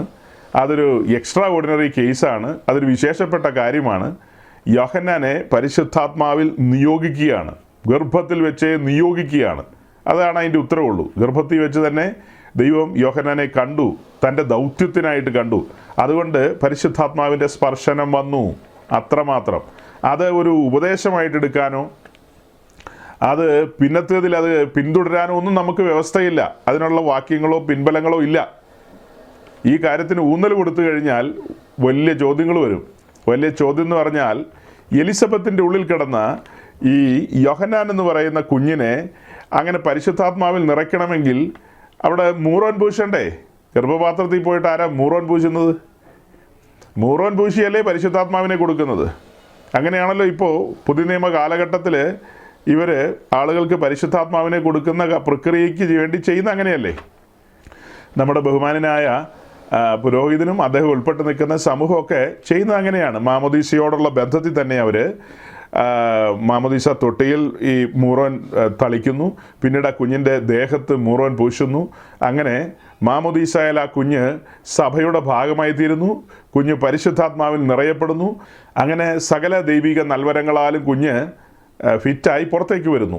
അതാണ് അവിടെ നമ്മൾ കാണുന്ന ഒരു കാഴ്ച എന്ന് പറയുന്നത്. അപ്പോൾ എല്ലാ നിലയിലും കുഞ്ഞ് പരിശുദ്ധാത്മാവിൽ നിറഞ്ഞു നിൽക്കുന്ന ഒരു കാഴ്ചയാണ്. യോഹന്നാൻ്റെ ലൈഫിൽ സംഭവിച്ചതായ ആ കാര്യങ്ങൾ ഈ കാലഘട്ടത്തിൽ ഏതെങ്കിലും ഓർത്തഡോക്സോ കാത്തലിക്കോ മറ്റ് ഇതര എപ്പിസ്കോപ്പൽ സമൂഹങ്ങളിൽപ്പെട്ട പ്രിയപ്പെട്ടവരുടെ ഭവനങ്ങളിൽ അവരുടെ സഹോദരിമാർ ഗർഭസ്ഥാവസ്ഥയിൽ ഇരിക്കുമ്പോൾ അവരുടെ ഉള്ളിൽ കിടക്കുന്ന കുഞ്ഞുങ്ങൾ അങ്ങനെ തുള്ളാറുണ്ടോ? അതേ ഒരിക്കലായിട്ടൊരു തുള്ളലേ ഉള്ളോ? ഈ വാക്യത്തിന് പ്രാധാന്യം കൊടുത്തു കഴിഞ്ഞാൽ, ഇങ്ങനെയാണ് പരിശുദ്ധാത്മാവിൻ്റെ നിറവ് ലഭിക്കുന്നതെന്ന് പറഞ്ഞാൽ, ഈ കാലഘട്ടത്തിൽ ജനിക്കുന്ന ഓർത്തഡോക്സ് കുഞ്ഞുങ്ങളെല്ലാം ഗർഭപാത്രത്തിൽ കിടന്ന് തുള്ളിയാണോ പുറത്തു വരാറെന്നുള്ളതാണ് ചോദ്യം. അങ്ങനെ തുള്ളുന്നതാണ് പരിശുദ്ധാത്മാവിൻ്റെ നിറവും പരിശുദ്ധാത്മാഭിഷേകം ലഭിച്ചു എന്നൊക്കെ പറയുകയാണെങ്കിൽ ഇന്ന് അങ്ങനെ സംഭവിക്കുന്നുണ്ടോ? കഴിഞ്ഞ ദിവസം ഒരാളോടൊരു ചോദ്യം ചോദിച്ച പോലെ, ഏലീശയുടെ കല്ലറയിൽ ഒരു മരിച്ചുപോയ മനുഷ്യനെ കൊണ്ടുപോയി ഇട്ടപ്പോൾ ആ മനുഷ്യൻ ജീവൻ പ്രാപിച്ചു വന്നു. അവിടെ ഒരു ദൈവപ്രവൃത്തി നടന്നു, ഒരു അത്ഭുതം നടന്നു. അപ്പോൾ കല്ലറകളിൽ ശക്തിയുണ്ട്, കല്ലറകളിലൂടെ ദൈവത്തിന് പ്രവർത്തിക്കാൻ കഴിയുമെന്നുള്ളതാണ് എന്ന് എപ്പിസ്കോപ്പൽ സമൂഹത്തിലുള്ളൊരു സഹോദരൻ പറയുന്നത്. അങ്ങനെയെങ്കിൽ നമ്മുടെ നാട്ടിൽ ധാരാളം കല്ലറകളുണ്ട്. ആ കല്ലറകളിൽ എന്താണ് ഇവരുടെ കൂട്ടത്തിലൊക്കെ മരിക്കുന്ന ആളുകളെ കൊണ്ടുപോയി ഒരു അല്പനേരം അവിടെ കിടത്താത്തതോ ഇരുത്താത്തതോ? വയസ്സായി മരിക്കുന്നവരെ വേണ്ട, അല്ലാതെ 10, 30, 40, 50 വയസ്സിലൊക്കെ മരിക്കുന്നവരുണ്ടല്ലോ. ആ മരിക്കുന്നവർ എന്തുകൊണ്ട് മഞ്ഞണിക്കരയിലോ പരുമലയിലോ കോതമംഗലത്തോ പിന്നെ എവിടെയാ? അങ്ങനെയുള്ള കല്ലറകൾ പല സ്ഥലത്തുണ്ടല്ലോ. നമ്മുടെ അൽഫോൺസാമ്മയുടെ കല്ലറയുണ്ട്, യൂപ്രാസ്യമ്മയുടെ കല്ലറയുണ്ട്, ചാവറയച്ചൻ്റെ കല്ലറയുണ്ട്. പിന്നെ അങ്ങനെ ഇനി നമ്മുടെ ഫ്രാങ്കോയൊക്കെ മരിച്ചു കഴിഞ്ഞാൽ ആ കല്ലറയിലൊക്കെ തിരക്കായിരിക്കും, ഭയങ്കര ഇടിയും തിരക്കും ഒക്കെ ആയിരിക്കും. അപ്പോൾ ഇങ്ങനെ ധാരാളം കല്ലറകളുണ്ടല്ലോ. അവിടെയൊന്നും ആരെയും കൊണ്ടുവച്ചിട്ട് ഉയർപ്പിച്ചതായിട്ട് ഈ 2000 കൊല്ലത്തിനിടയ്ക്ക് നമ്മൾ കേട്ടിട്ടില്ല. ഏലീശയുടെ ഒരു കാര്യമോ കേൾക്കാനുള്ളൂ. അന്നത്തോടുകൂടി കാര്യങ്ങൾ കഴിഞ്ഞോ? ഏലീശയുടെ കല്ലറയിലിട്ട ആ ഒരു സംഭവത്തോടുകൂടി അപ്പോൾ എല്ലാം അവസാനിച്ചെന്നാണോ അർത്ഥം? അതെയോ നിരന്തരമായി ഏലീശയുടെ കല്ലറയിൽ മരിക്കുന്നവരെല്ലാം ഇട്ടുകൊണ്ടിരിക്കുകയായിരുന്നു? ഇങ്ങനത്തെ ചോദ്യങ്ങളൊക്കെ ഉണ്ട് സഹോദരങ്ങളെ. ഫലപ്രദമായി മറുപടി പറയാൻ പറ്റാത്ത ചോദ്യങ്ങളാണിതൊക്കെ. അതിന് മറുപടി പറയാമെന്ന് വെച്ചാൽ മുട്ടായുക്തി പറയാമെന്ന് മാത്രമേ ഉള്ളൂ. വചനത്തിൻ്റെ വെളിച്ചത്തിൽ മറുപടി പറഞ്ഞു കഴിഞ്ഞാൽ ആ ചിന്തകളൊന്നും നിലനിൽക്കുന്നതല്ല, അസ്ഥാനത്തായ ചിന്തകളാണ്. ഒരിക്കൽ ദൈവം അവിടെ ഒരു പ്രവൃത്തി പ്രവർത്തിച്ചു, അങ്ങനെ തന്നെ നിരന്തരമായി സംഭവിക്കുമെന്നൊന്നും അല്ല അതിൻ്റെ അർത്ഥം. ദൈവം പ്രവർത്തിക്കും, വലിയവനായ ദൈവം. ഇന്നും ദൈവം മരിച്ചവരെ ഉയർപ്പിക്കും, രോഗികളെ സൗഖ്യമാക്കും, അങ്ങനെ അനവധി കാര്യങ്ങൾ ചെയ്യും. പക്ഷെ നമ്മളതൊരു കച്ചവടമായിട്ടോ ഒരു വ്യാപാരമായിട്ടോ എടുക്കരുത്. ഈ ആത്മീയത വ്യാപാരമായിട്ട് എടുക്കുന്ന 2 ഗ്രൂപ്പുകളാണ്. ഒന്ന്, ഈ എപ്പിസ്കോപ്പൽ സമൂഹങ്ങളിൽ ഏറ്റവും പ്രബലമായ 2 വിങ്ങുകളുണ്ട്. ആ 2 കൂട്ടരെ നിങ്ങൾക്ക് മനസ്സിലാവുമല്ലോ. 2 പ്രധാനപ്പെട്ട, ലോകം മുഴുവൻ നിറഞ്ഞു നിൽക്കുന്ന, അംഗസംഖ്യയിൽ മുൻപന്തിയിൽ നിൽക്കുന്ന, പാരമ്പര്യവും ആഠ്യത്യവും പിന്നെ ക്രിസ്സമോയിലൊക്കെ കയ്യിലുള്ള ആളുകളാണ് അവർ. ആ 2 കൂട്ടരും നല്ല വ്യാപാരികളാണ്. പിന്നെ അടുത്ത വ്യാപാരി എന്ന് പറയുന്നത് ന്യൂ ജനറേഷൻ പെന്തിക്കോസ്തുകാർ. ഇങ്ങനെ ഈ 2 കൂട്ടരാണ് വ്യാപാരികൾ, ആത്മീയം വിറ്റ് കാശാക്കുന്നവർ. ആദ്യം പറഞ്ഞ കൂട്ടർ കല്ലറകളാകട്ടെ, പിന്നെ വിശുദ്ധ മറിയയുടെയോ എന്ന പേരിലുള്ള രൂപങ്ങളൊക്കെ വഴിനീള വെച്ച് അതിൻ്റെ മുമ്പിൽ നേർച്ചപ്പെട്ടിയും വെച്ച് ചില്ലറ വീഴ്ത്തും. പിന്നെ എവിടെയൊക്കെ പള്ളി വെച്ചിട്ടുണ്ടോ ആ പള്ളിയുടെ മുമ്പിലെല്ലാം ഭണ്ണാരക്കുറ്റി വെച്ചിട്ടുണ്ട്. പിന്നെ വലിയ കാണിക്ക വഞ്ചി തന്നെയാണ് വെച്ചിരിക്കുന്നത്, കാണിക്ക വഞ്ചി. ഇപ്പോൾ പല സ്ഥലങ്ങളുണ്ട്, പല പ്രബലമായ സ്ഥലങ്ങൾ, എടപ്പള്ളി ആകട്ടെ, പുതുപ്പള്ളി ആകട്ടെ, കോതമംഗലമാകട്ടെ, ഇങ്ങനെയൊക്കെ ഒത്തിരി സ്ഥലങ്ങളുണ്ട്, മഞ്ഞണിക്കര ആകട്ടെ. ഇവിടെയൊക്കെ ഈ കാണിക്ക വഞ്ചി വഴിയിൽ വെച്ചിട്ടുണ്ട്. മെയിൻ റോഡിൻ്റെ സൈഡിലാണ്. പോകുന്നവരെല്ലാം എറിയാണ്, 1, 2, 3, 5, 10 ഒക്കെ ഇങ്ങനെ എറിഞ്ഞുകൊണ്ടിരിക്കും. അപ്പോൾ അവിടെ എല്ലാം ഒരു വ്യാപാരം നടക്കുന്നുണ്ട്. ജനത്തെ എല്ലാം കല്ലറകളിലേക്ക് ആകർഷിക്കുന്നുണ്ട്. അങ്ങനെയെല്ലാം നല്ല കൊണ്ടുപിടിച്ച വ്യാപാരികളാണ് ഇവർ. ഈ പറയപ്പെടുന്ന, പച്ചയ്ക്ക് പറഞ്ഞാൽ കാത്തലിക് ആൻഡ് ഓർത്തഡോക്സ്, ഈ 2 കൂട്ടരുമാണ്. ബാക്കിയുള്ളവർക്കൊന്നും അത്ര കച്ചവടം അറിയില്ല. അത് തന്നെയല്ല, ഈ മർത്തോമ സഭയ്ക്കൊക്കെ പറ്റിയൊരു പറ്റുണ്ട്. അവരുടെ തുടക്ക കാലഘട്ടത്തിൽ അവരെ ഒരു വിഷയം തള്ളിക്കളഞ്ഞു. അതായത് മരിച്ചവർക്ക് വേണ്ടിയുള്ള പ്രാർത്ഥനയും പിന്നെ മരിച്ചവരോടുള്ള പ്രാർത്ഥനയും ഈ കല്ലറകളിൽ പോകുന്ന കാര്യത്തിലൊക്കെ നവീകരണം മൂത്തിട്ട് അവർ ആവേശം കയറി പറഞ്ഞു അതൊന്നും വേണ്ട, അതൊന്നും വചനത്തിലില്ല, ഒന്നും വേണ്ട എന്ന് പറഞ്ഞ് നവീകരിച്ചിറങ്ങി. ഇപ്പം കണ്ണു തള്ളിയിരിക്കുക. അവർക്ക് എത്രയോ മെത്രാന്മാരും എത്രയോ കാര്യങ്ങളുണ്ട്, മരിച്ചു പോയവരൊക്കെ. അവിടെയൊക്കെ ഒന്നാന്തരം കാണിക്ക വഞ്ചി വെച്ച് ഒന്നാന്തരം ഈ ആളുകളെയൊക്കെ ആകർഷിക്കാമായിരുന്നു. കൈവിട്ട് കളഞ്ഞു, ഇപ്പം തലേ തപ്പിക്കൊണ്ടിരിക്കുക. അതേസമയം ഈ വിഷയത്തിൽ ഈ പറഞ്ഞ 2 കൂട്ടരുമാണ് ചില്ലറ വീഴ്ത്തിക്കൊണ്ടിരിക്കുന്നത്. അവർക്ക് ആഗോള വ്യാപകമായിട്ട് ഇങ്ങനെയുള്ള കാര്യങ്ങളുണ്ട്. അത് മാത്രമല്ല, പിന്നെ അവരുടെ കയ്യിലാണ് സുനോറോയുടെ കഷ്ണമൊക്കെ ഉള്ളത്. മറിയയുടെ അരപ്പട്ട എന്നുള്ള പേരിൽ അറിയപ്പെടുന്ന കീറത്തുണികളൊക്കെ ഇവർ സംഘടിപ്പിച്ചിട്ടുണ്ട്. 2000 വർഷം പുറകിലുള്ളതാണ് കേട്ടോ. 2000 വർഷം പുറകിലുള്ള തുണി ഇതുവരെ ഒരു നാശവും സംഭവിക്കാതെ ഇന്നും അവർ സൂക്ഷിക്കുന്നു. അത് പ്രദർശിപ്പിച്ചും അത് കാണിച്ചും. പിന്നെ ചില സ്ഥലത്തൊക്കെ ഇവർ നട തുറക്കും. മണർകാട്ടൊക്കെ ആ ഒരു നട തുറപ്പിന് എൻ്റെ കർത്താവ് കാണേണ്ടത് തന്നെയാണ്. ശബരിമല നട തുറക്കുന്നതും ഈ പറയപ്പെടുന്ന സ്ഥലത്ത് നട തുറക്കുന്നതും ഒരുപോലെ തന്നെയാണ്. ജനം ഇടിച്ചു കയറി വരികയാണ്. ഒന്ന് കണ്ടാൽ മതി എന്നാണ് പറയുന്നത്. അതിൻ്റെ ന്യൂസുകളും പത്രമാധ്യമങ്ങളിലൂടെയും ദൃശ്യമാധ്യമങ്ങളിലൂടെയൊക്കെ കാണണം. പറഞ്ഞു വരുന്ന ഇത്രയേ ഉള്ളൂ, ഇവരൊക്കെ നല്ല വ്യാപാരികളാണ്, ആത്മീയം വിറ്റ് കാശാക്കുകയാണ്. ഏത് അപ്പോസ്തലനാണ് ഇങ്ങനെ വ്യാപാരം ചെയ്തത്? പത്രോസും പൗലോസൊക്കെ കാശിന് കൊള്ളാത്ത ബിസിനസ്സുകാർ. അവരൊന്നും മീൻ കച്ചവടമൊക്കെ പണ്ട് അറിയാമായിരുന്നെങ്കിലും അവരൊന്നും ഈ ആത്മീയത്തിൽ വ്യാപാരം നടത്താൻ പറ്റിയവരല്ല. പിന്നെ ഇവരെയൊക്കെ വെല്ലുന്ന വ്യാപാരികളാണ് ന്യൂ ജനറേഷൻ പെന്തിക്കോസ്ത് എന്ന് പറയുന്ന സാധനം. അവർ ആഗോള വ്യാപകമായിട്ട് ഈ പറഞ്ഞ പോലെ ആളുകളുടെ അക്കൗണ്ടിലേക്ക് പൈസ വീഴ്ത്തും. പിന്നെ വേറെ എന്നൊക്കെ പരിപാടിയാ, എന്തെല്ലാം ഉടായ്പ് വേടാകൂടങ്ങളും ഉണ്ടോ അതെല്ലാം അവന്മാരുടെ കയ്യിലും ഉണ്ട്. അപ്പോൾ ഇവരെല്ലാം ആളുകളെ ഇങ്ങനെ കറക്കി ചില്ലറയുണ്ടാക്കുന്ന കൂട്ടരാണ്. പിന്നെ അതിനിടയിൽ ഒരു കാര്യം കൂടെ പറയാൻ കേട്ടോ, ഞാൻ 100% അവരെ കുറ്റക്കാരായിട്ട് പ്രഖ്യാപിക്കുന്നില്ല. ഈ രണ്ട് കൂട്ടരെ 100%. അവരെ നമുക്കൊരു 50% കുറ്റക്കാരായിട്ടേ പ്രഖ്യാപിക്കാൻ പറ്റൂ. ബാക്കി 50 ബാക്കി വന്ന പോഷന്മാരെ നമുക്ക് ആ കൂട്ടത്തിൽ പെടുത്താം. ഈ ശവക്കല്ലറയിൽ വന്ന് തലകുത്തി കിടക്കുന്നവൻ്റെ വീട്ടിലും ബൈബിൾ ഇരിപ്പുണ്ട്. അവനതൊന്ന് തുറന്ന് വായിക്കാൻ മേലേ? കൃപാസനത്തെങ്കിലേക്കുള്ള വാതിൽ തുറന്നു കിടക്കുന്നു, ധൈര്യത്തോടെ അടുത്തു വരിക, തത്സമയ സഹായത്തിനും കൃപ പ്രാപിപ്പാനുമായിട്ട് അടുത്തു വരാൻ എഴുതിയിരിക്കുക. അങ്ങനെ കൃപാസനത്തെങ്കിലേക്ക് ചെന്ന്, അതായത് ആ മേഴ്സി സീറ്റിലേക്ക് ചെന്ന് ആ ദയാവായ്പും ആ കരുണയൊക്കെ അനുഭവിപ്പാൻ മനസ്സലിവുള്ള പിതാവ് തൻ്റെ പുത്രൻ്റെ നാമനിമിത്തം നമുക്ക് വാതിൽ തുറന്ന് തന്നിരിക്കുമ്പോൾ ഇന്നും ഇവിടെ കല്ലറകളിൽ പോയി കിടക്കുകയാണ്. അതൊരു വലിയ സബ്ജക്റ്റാണ് കേട്ടോ. അതിനൊക്കെ ഒബ്ജക്ഷൻ വരും. ഇപ്പം അങ്ങനെ പറഞ്ഞാൽ ഒബ്ജക്ഷൻ എന്ന് പറഞ്ഞാൽ വിശുദ്ധന്മാരിലൂടെയുള്ള പ്രവൃത്തിയെക്കുറിച്ചുള്ള വ്യാഖ്യാനങ്ങൾ വരും. പിന്നെ മോശയും അതുപോലെ ഏലിയാവും മറുരൂപമലയിൽ വന്നല്ലോ, അതുപോലെ ഇന്നും ഈ പറഞ്ഞ വിശുദ്ധന്മാരൊക്കെ കല്ലറകളിൽ വരുമെന്നാണ് ഇവർ പഠിപ്പിക്കുകയും വിശ്വസിക്കുകയും ചെയ്യുന്നത്. നമുക്കിപ്പോൾ അതിനെ തർക്കിക്കാൻ സമയമില്ല. അത് വേറൊരു ടോപ്പിക്കാണ്. അത് പിന്നാലെ നമുക്ക് നോക്കാം ആ ടോപ്പിക്കിലേക്ക് പോകുമ്പോൾ. ഇപ്പം ഞാൻ ഇവർ നല്ല വ്യാപാരികളാണെന്ന് പറയാൻ വേണ്ടി അത്രയൊന്ന് പറഞ്ഞെന്ന് മാത്രമേ ഉള്ളൂ. നല്ല വ്യാപാരികളാണെന്ന് പറയാൻ വേണ്ടി മാത്രം. അപ്പോൾ സഹോദരങ്ങളെ, എലിസബത്തിൻ്റെ ഉള്ളിൽ കിടക്കുന്ന കുഞ്ഞ് തുള്ളിയെങ്കിൽ ഇന്ന് ഓർത്തഡോക്സുകാരുടെയോ കാത്തലിക്സിൻ്റെയോ പെന്തിക്കോസുകാരുടെയോ പിള്ളേർ ഗർഭപാത്രത്തിൽ കിടന്ന് തുള്ളുന്നുണ്ടോ? ചില സഹോദരിമാരൊക്കെ പറയാറുണ്ട്, അവർ ഗർഭസ്ഥാവസ്ഥയിലിരിക്കുമ്പോൾ ഈ കുഞ്ഞകത്ത് കിടന്ന് വലിയ പ്രതിഷേധങ്ങൾ, ധർണയോ കൊരാവിയോ എന്തൊക്കെയോ നടത്താറുണ്ടെന്ന് പലരുമൊക്കെ പറഞ്ഞു കേട്ടിട്ടുണ്ട്. അവിടെ വലിയ കലക്കങ്ങളും ഇളക്കങ്ങളും ഒക്കെ നടത്തും എന്നൊക്കെ. അത് എലിസബത്തിൻ്റെ അടുത്ത് മറിയ ചെന്നപ്പോൾ വന്ദനം ചെയ്ത പോലെയുള്ള വന്ദനമല്ല, അത് സ്വാഭാവികമായ കാര്യമാണ്, അത്രയേ ഉള്ളൂ. അതല്ലാതെ അതിന് പേരിൽ ഇവിടെ ഇന്ന് വരെ ആരും പരിശുദ്ധാത്മാഭിഷേകം പ്രാപിച്ചതായിട്ടോ ആ നിറവ് പ്രാപിച്ചതായിട്ടോ ചരിത്ര രേഖകളിൽ എങ്ങുമില്ല. യോഹന്നാനിൽ അവസാനിച്ചു അത്. പിന്നീട് ഒരു ഒറ്റ സിംഗിൾ ഉദാഹരണം പോലും കാണിക്കാനില്ല, ചരിത്രത്തിലെങ്ങുമില്ല, ഒരു സ്ഥലത്തും സംഭവിച്ചിട്ടില്ല. അപ്പം ഇതൊന്നും ഒരു ഉപദേശമായിട്ട് പുറത്തു കൊണ്ടുവരണമെന്നുള്ളതാണ് നമുക്ക് പറയാനുള്ളത്. ഈ കാര്യങ്ങളൊന്നും ഒരു ഉപദേശമായിട്ട് പുറത്തു കൊണ്ടുവരാൻ കഴിയില്ല. വിശുദ്ധ തിരുവഴുത്തിൻ്റെ വെളിച്ചത്തിൽ പഠിക്കുമ്പോൾ ഒരുവൻ വീണ്ടും ജനിക്കണം. വീണ്ടും ജനിച്ചവൻ വിശ്വാസ സ്നാനത്തിന് ഇറങ്ങിത്തിരിക്കണം. അവൻ കാത്തിരുന്ന് ആത്മസ്നാനം പ്രാപിക്കണം. അങ്ങനെ പരിശുദ്ധാത്മാവിൽ നിറയപ്പെടണം. ഒരുവനെ വിശ്വാസ വഴിയിലേക്ക് നയിക്കുന്നത് പരിശുദ്ധാത്മാവാണ്. അവനെ വിശ്വാസ സ്നാനത്തിന് അഥവാ മാമുദീസായിലേക്ക് നയിക്കുന്നതും പരിശുദ്ധാത്മാവാണ്. അവനെ ആത്മസ്നാനത്തിലേക്ക് നയിക്കുന്നതും പരിശുദ്ധാത്മാവ് തന്നെയാണ്. ഇവിടെ എല്ലാം പരിശുദ്ധാത്മാവിൻ്റെ പ്രവൃത്തി തന്നെയാണ്. പരിശുദ്ധാത്മാവ് അവനിൽ പ്രവർത്തിച്ചു തുടങ്ങിയാണ്, അല്ലെങ്കിൽ നമ്മുടെ ഭാഷയിൽ പറഞ്ഞാൽ പരിവർത്തിച്ചു തുടങ്ങിയാണ് തുടക്കത്തിൽ.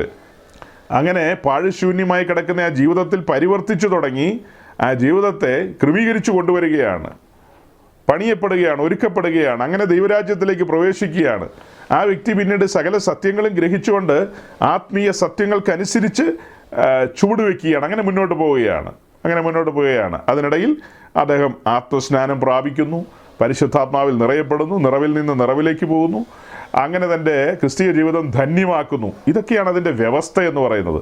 അല്ലാതെ യോഹന്നാൻ ഗർഭപാത്രത്തിൽ കിടന്ന് തുള്ളി അവിടെ പരിശുദ്ധാത്മാവിനെ കൊടുത്തെന്ന് പറഞ്ഞു കഴിഞ്ഞാൽ, യോഹന്നാൻ പരിശുദ്ധാത്മാവിനെ പ്രാപിച്ച ഒരു രീതിയല്ല പുതിയ നിയമസഭയിൽ വെച്ചിരിക്കുന്നത്. യോഹന്നാനെ ഒരു ദൗത്യത്തിന് വേണ്ടി അഭിഷേകം ചെയ്തു, അത്ര തന്നെ, ഒരു ദൗത്യത്തിന് വേണ്ടി. അതായത് തൻ്റെ പിന്നാലെ വരുന്നവന് വേണ്ടി വഴിയൊരുക്കുവാൻ യോഹന്നാൻ വരികയാണ്. ഒരു ദൗത്യമാണ്. ആ ദൗത്യത്തിന് വേണ്ടി തന്നെ അഭിഷേകം ചെയ്തു. പഴയ നിയമത്തിലെല്ലാം അങ്ങനെയല്ലേ?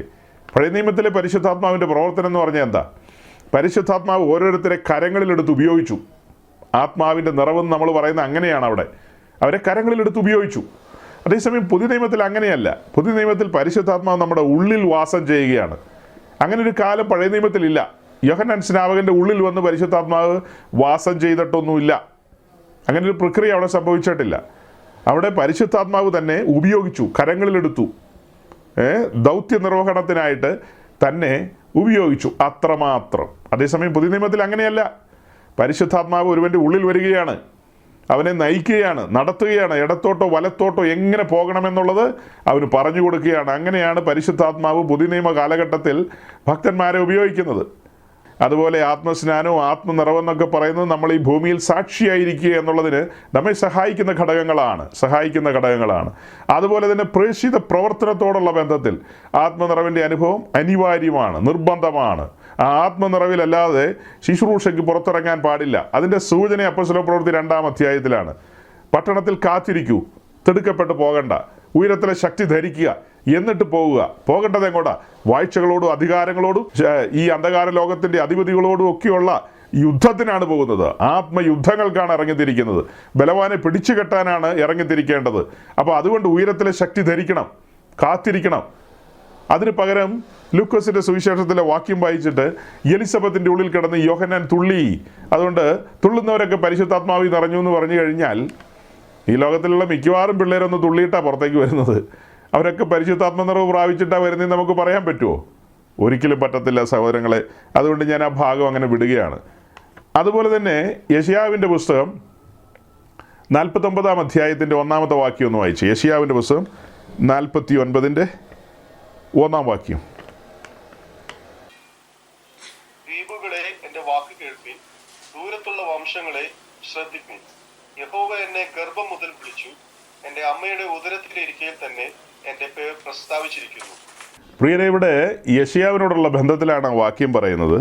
തൻ്റെ അമ്മയുടെ ഗർഭത്തിൽ വെച്ചേ തന്നെ ശുശ്രൂഷയ്ക്ക് വേണ്ടി തിരഞ്ഞെടുത്ത കാര്യമാണ് പറയുന്നത്. തൻ്റെ അമ്മയുടെ ഗർഭത്തിൽ വെച്ചേ തന്നെ ശുശ്രൂഷയ്ക്ക് തിരഞ്ഞെടുത്തു. തത്തുല്യമായ ഒരു വാക്യം യിരെമ്യാവിൻ്റെ പുസ്തകത്തിലുണ്ടല്ലോ.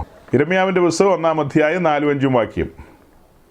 യഹോവയുടെ അരുളപ്പാട് എനിക്ക് ഉണ്ടായതെന്നാൽ, നിന്നെ ഉദരത്തിൽ ഉരുവാക്കിയതിനു മുൻപേ ഞാൻ നിന്നെ അറിഞ്ഞു.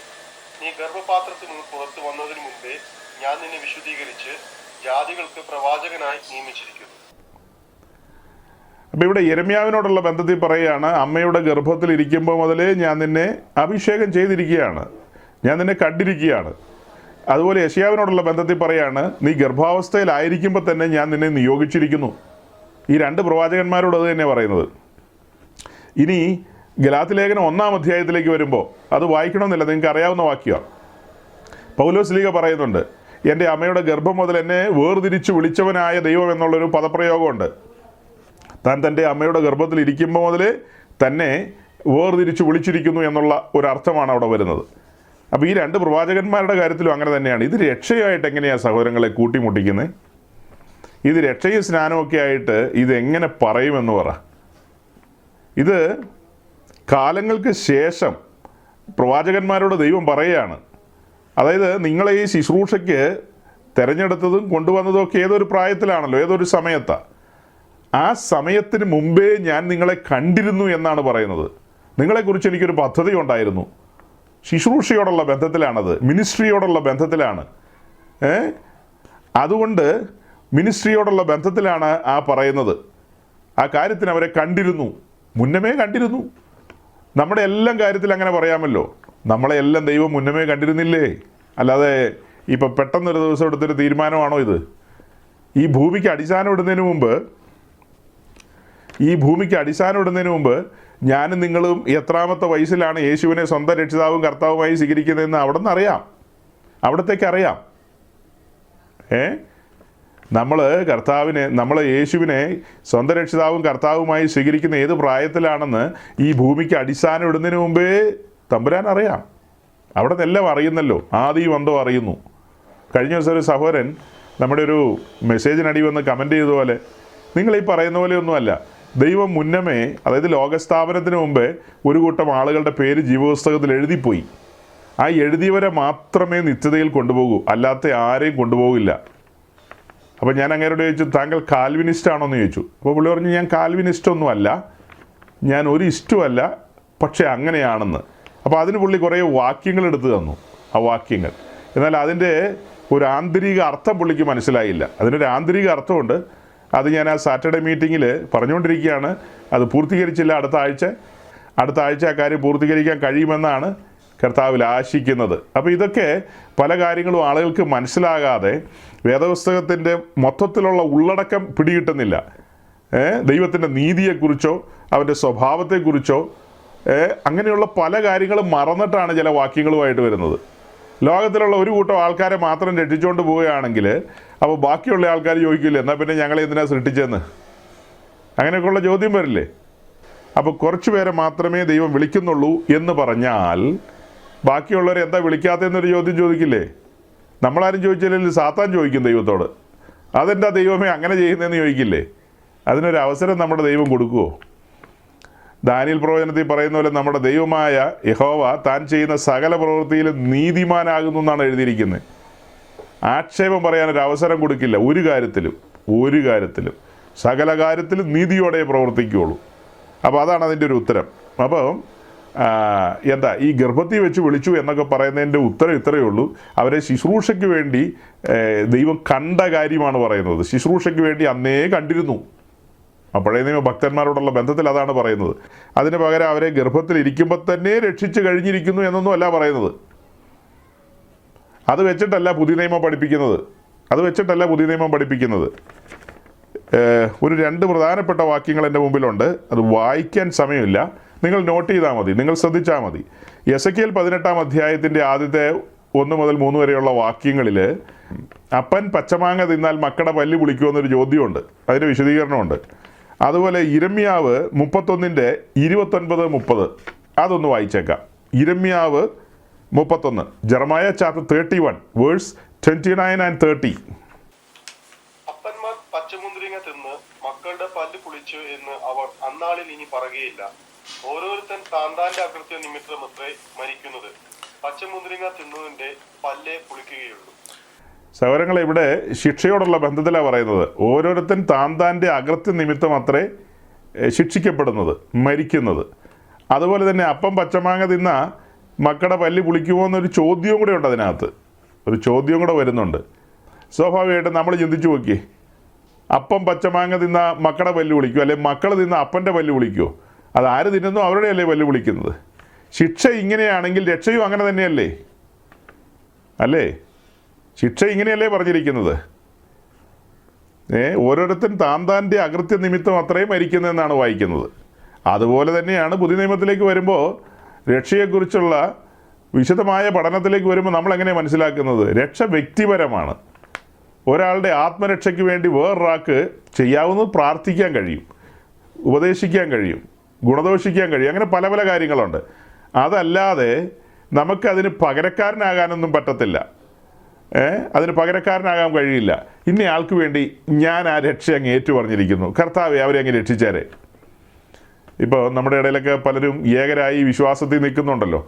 അവർ തീരുമാനിക്കുകയാണ്, ശരി, എൻ്റെ ഭാര്യ വിശ്വാസ വഴിയിലല്ല, ഞാനൊരു കാര്യം ചെയ്തേക്കാം, ദൈവസന്നിധിയിൽ ഉപവാസത്തോടും പ്രാർത്ഥനയോടും അങ്ങനെ ഞാൻ നെടുമ്പാട് വീണ് ദൈവത്തോട് അപേക്ഷിക്കുകയാണ്, കർത്താവെ എൻ്റെ ഭാര്യയ്ക്ക് വേണ്ടി ഞാൻ അപേക്ഷിക്കുന്നു, അവളെ രക്ഷിച്ചിരിക്കുന്നു എന്ന് തന്നെ ഇരുന്ന് പറഞ്ഞാൽ മതിയോ?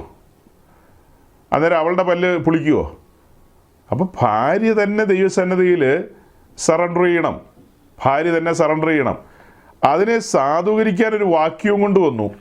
സാധാരണ ആ വാക്യം കാത്തലിക്സ് മാത്രം എടുത്ത് കൈകാര്യം ചെയ്യുന്ന ഞാൻ കേട്ടിട്ടുള്ളത്.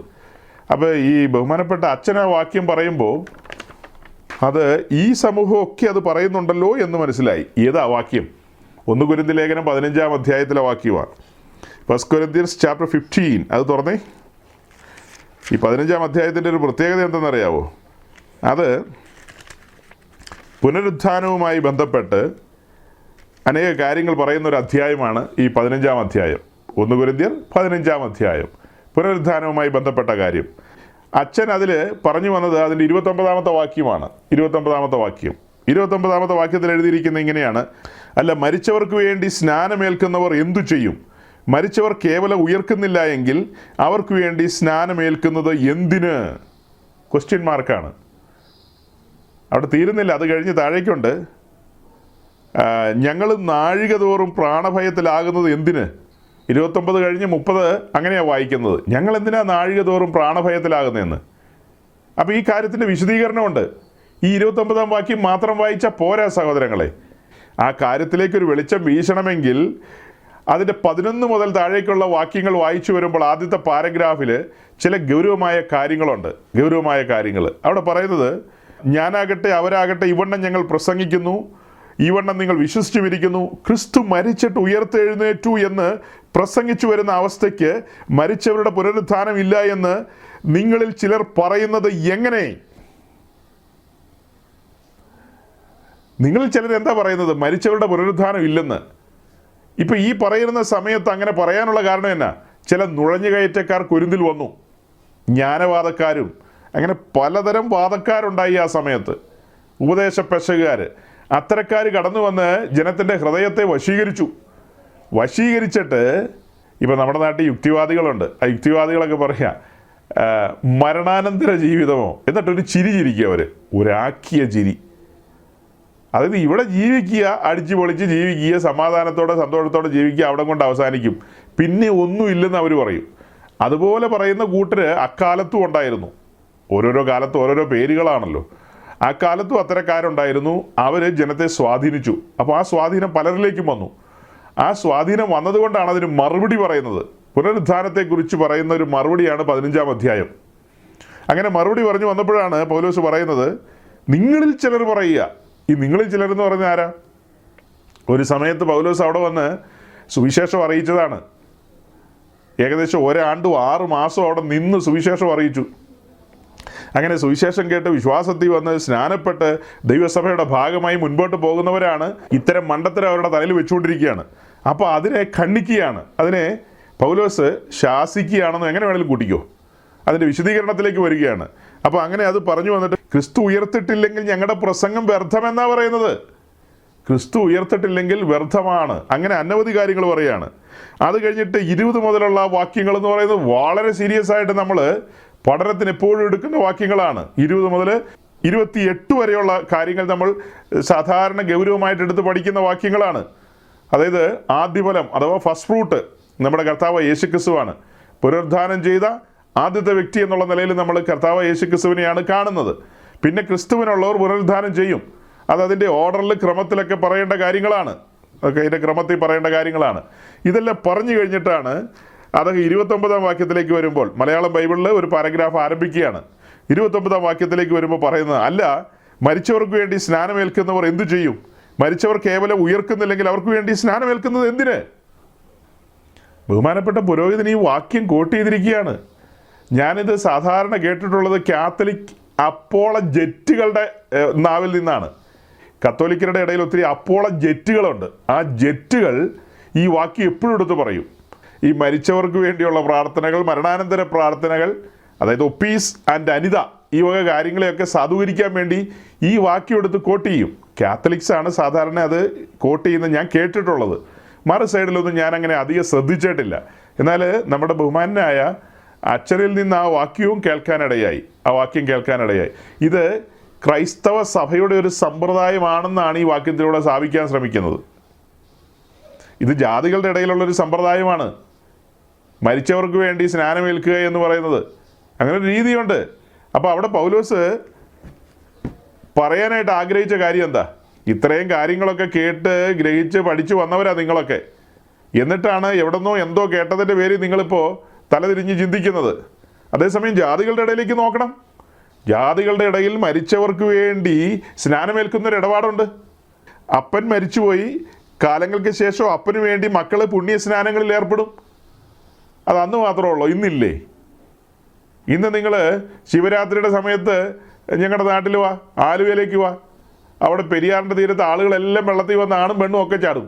അതെന്തിനാ? പിതൃക്കൾക്ക് വേണ്ടി പുണ്യസ്നാനം നടത്തുകയാണത്. അതിനിവിടെ പറയുന്നത് ബലിതർപ്പണം എന്ന് പറയും. ആക്ച്വലി എന്താ സംഭവിക്കുന്നത്? ഒരു പുണ്യസ്നാനമാണ് അവർ ചെയ്യുന്നത്. ഇനി ഇവിടം വിട്ട് വേറെ പല സ്ഥലങ്ങളുമില്ലേ? പമ്പയാറ്റിലെ ആളുകൾ പിതൃക്കൾക്ക് വേണ്ടി അങ്ങനെ ചെയ്യാറുണ്ട്. ഇതിനേക്കാളൊക്കെ വലിയ ആറാണ് ഗംഗ. നിങ്ങൾ ഹരിദ്വാറിലോ ഋഷികേശിലോ വരണം. ആദ്യം ഹരിദ്വാറാ, അത് കഴിഞ്ഞിട്ടാണ് ഋഷികേശ്. ഹരിദ്വാറിലാണ് ഈ പറഞ്ഞ കാര്യങ്ങൾ അവർ കൂടുതൽ ചെയ്യുന്നത്. അവിടെയാണ് സ്വർഗത്തിലേക്കുള്ള ഗോവണിയൊക്കെ ഇരിക്കുന്നത്.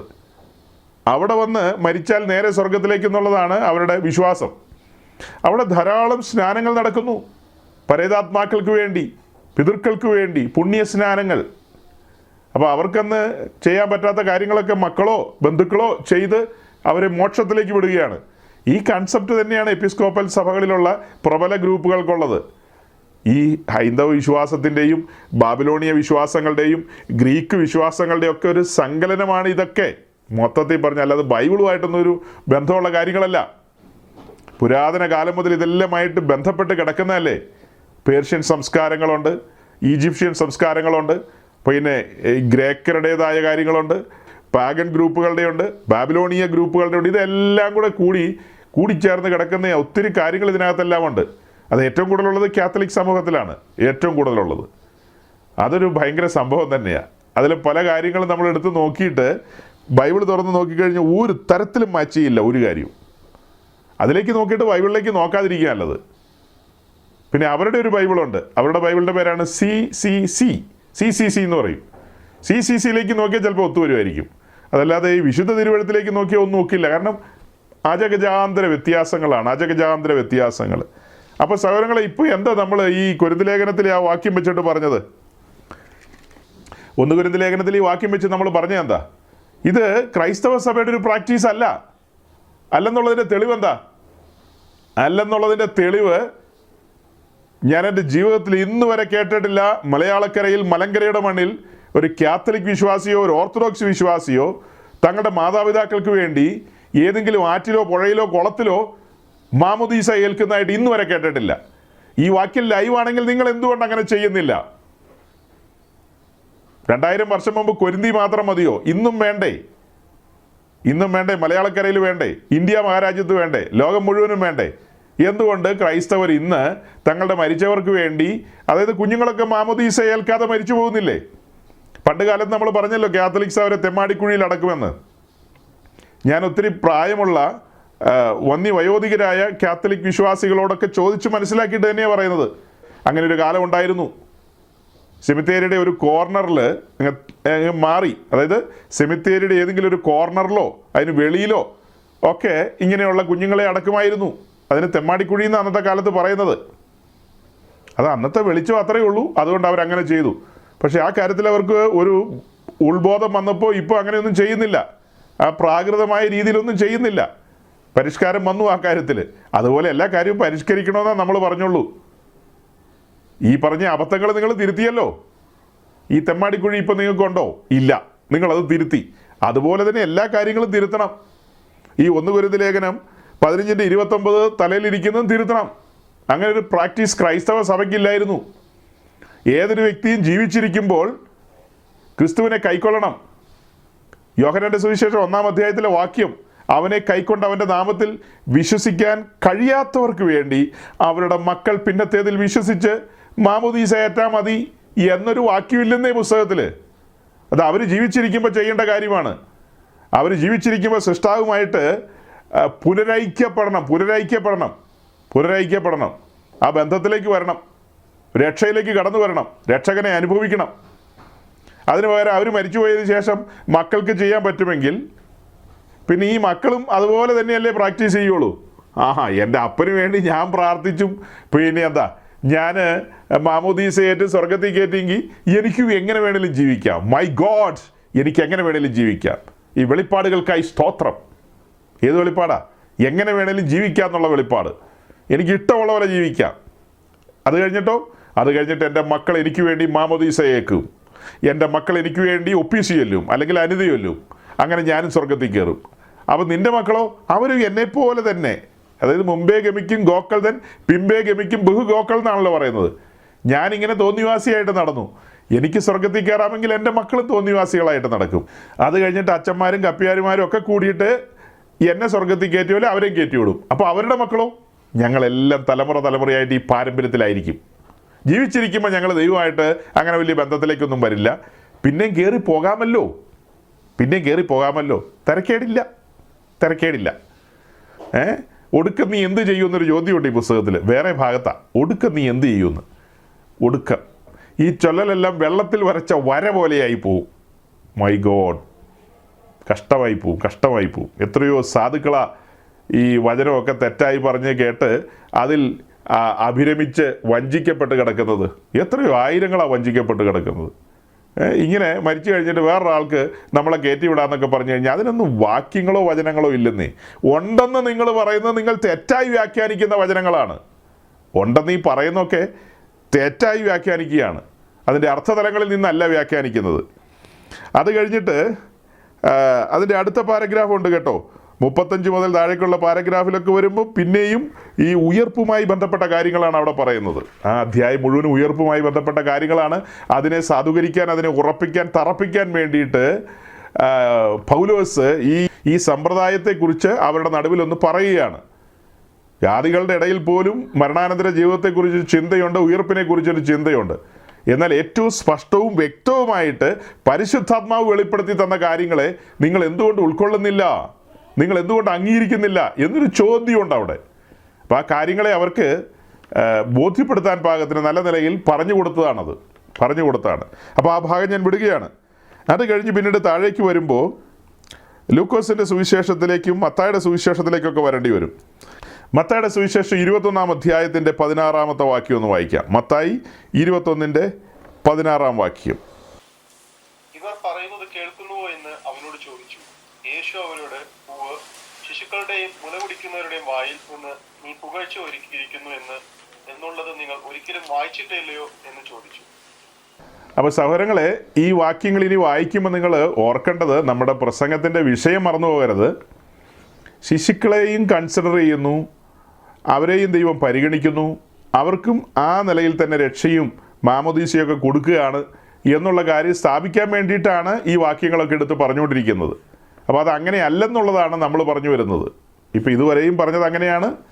തുടർന്നുള്ള വാക്യങ്ങളിലൂടെ നമ്മൾ അതിൻ്റെ ഒരു നിജസ്ഥിതിയാണ് കണ്ടെത്താനായിട്ട് പരിശ്രമിക്കുന്നത്. അപ്പോൾ ഇവിടുത്തെ ഒരു വിഷയം, ഈ 21-ാം അധ്യായത്തിൻ്റെ ഒരു വിഷയം, നമ്മുടെ കർത്താവ് യേശുക്രിസ്തു യെരുശലേമിലേക്ക് പ്രവേശിക്കുന്ന ആ ദിവസം ഉണ്ടല്ലോ, അതായത് തൻ്റെ അവസാന ദിവസങ്ങൾ, ഹോശന്നയോടുള്ള ബന്ധത്തിലുള്ള ആ ഒരു ചാപ്റ്ററാണ് ഈ 21-ാം അധ്യായം എന്ന് പറയുന്നത്. അങ്ങനെ ജനമെല്ലാം ആർത്തു വിളിക്കുകയാണ്, ദാവീദ് പുത്രൻ ഹോശന്ന ഹോശന്ന എന്നൊക്കെ പറഞ്ഞ് അങ്ങനെ യെരുശലേമിലേക്ക് പ്രവേശിക്കുന്നു. അത് കഴിഞ്ഞിട്ട് കർത്താവ് യെരുശലേം ദൈവാലയത്തിലേക്ക് വരുന്നു.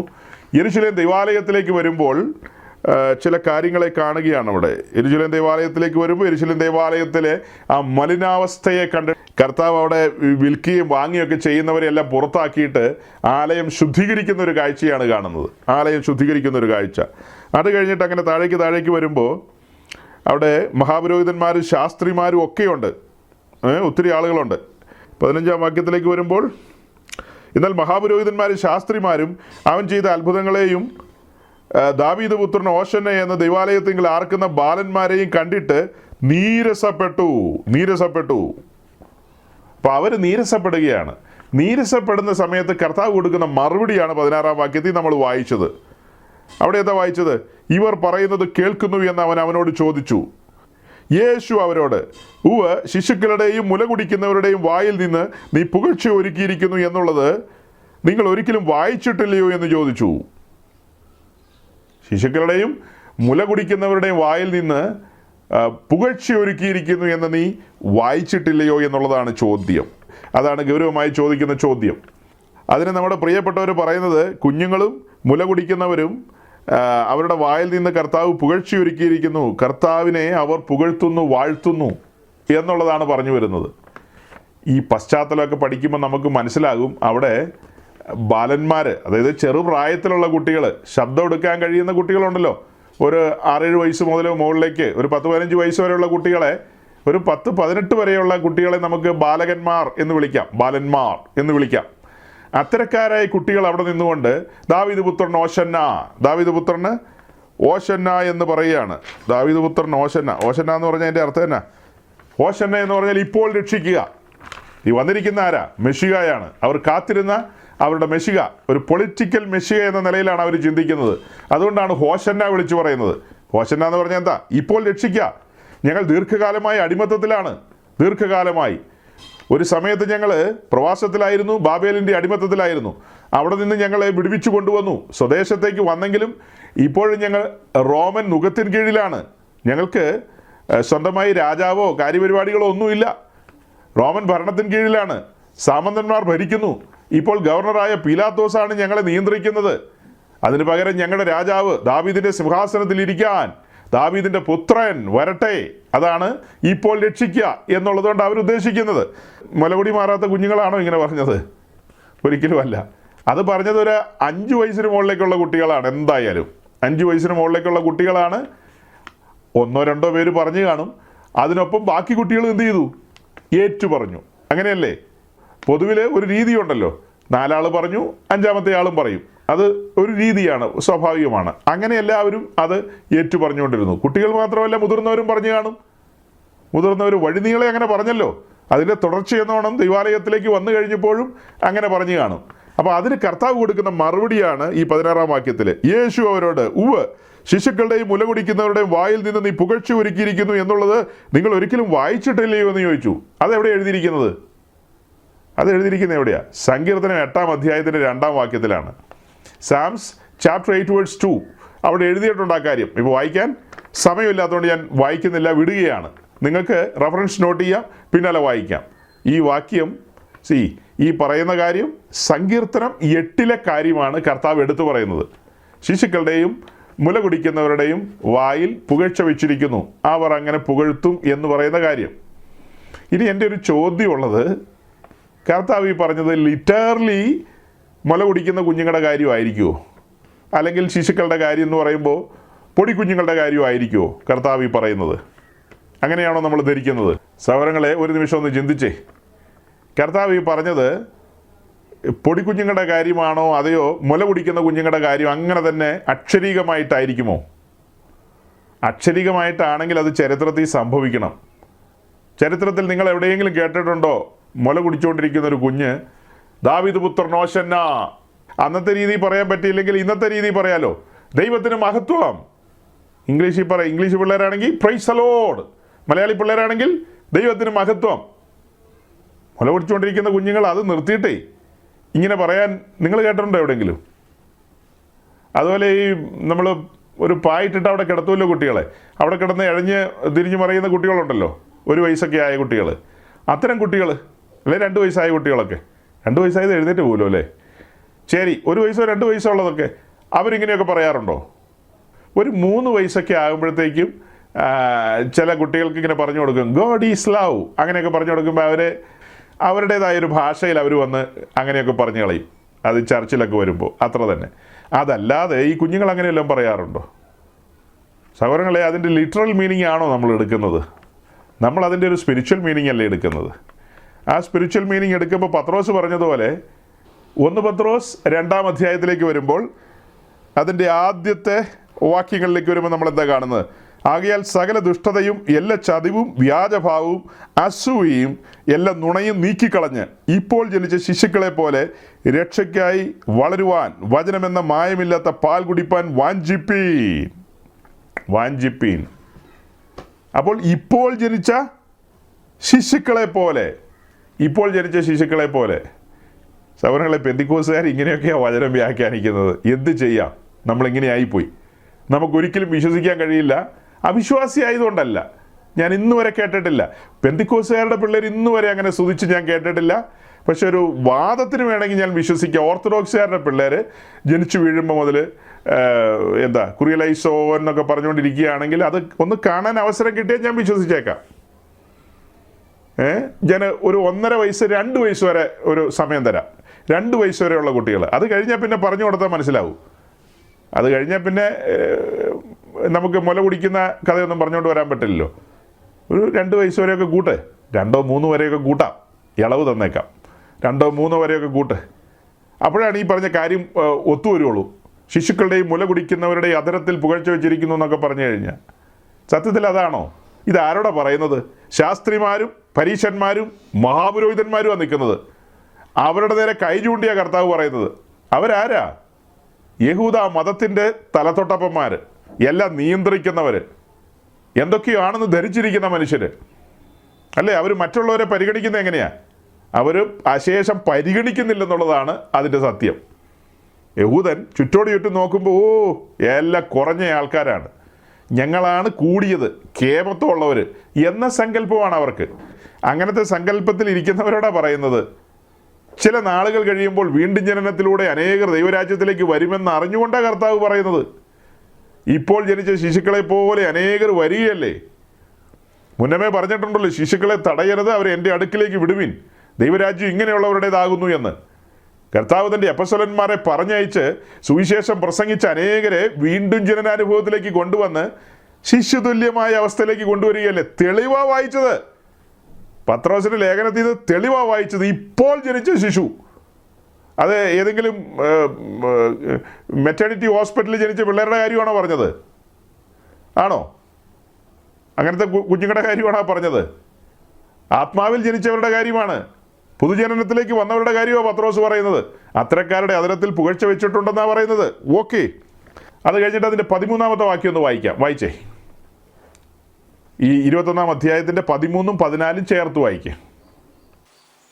എന്റെ ആലയം പ്രാർത്ഥനാലയം എന്ന് വിളിക്കപ്പെടും എന്ന് എഴുതിയിരിക്കുന്നു, നിങ്ങളും അതിനെ കള്ളന്മാരുടെ ഗുഹയാക്കി തീർക്കുന്നു എന്ന് പറഞ്ഞു. കുരുടന്മാരും മുടന്തന്മാരും ദൈവാലയത്തിൽ അവന്റെ അടുക്കൽ വന്ന് അവൻ അവരെ സൗഖ്യമാക്കി. അപ്പോൾ ഇവിടെ കുരുടന്മാരും മുടന്തന്മാരും ബാലകന്മാരും എന്നൊക്കെയുള്ള കാര്യങ്ങളുണ്ട്.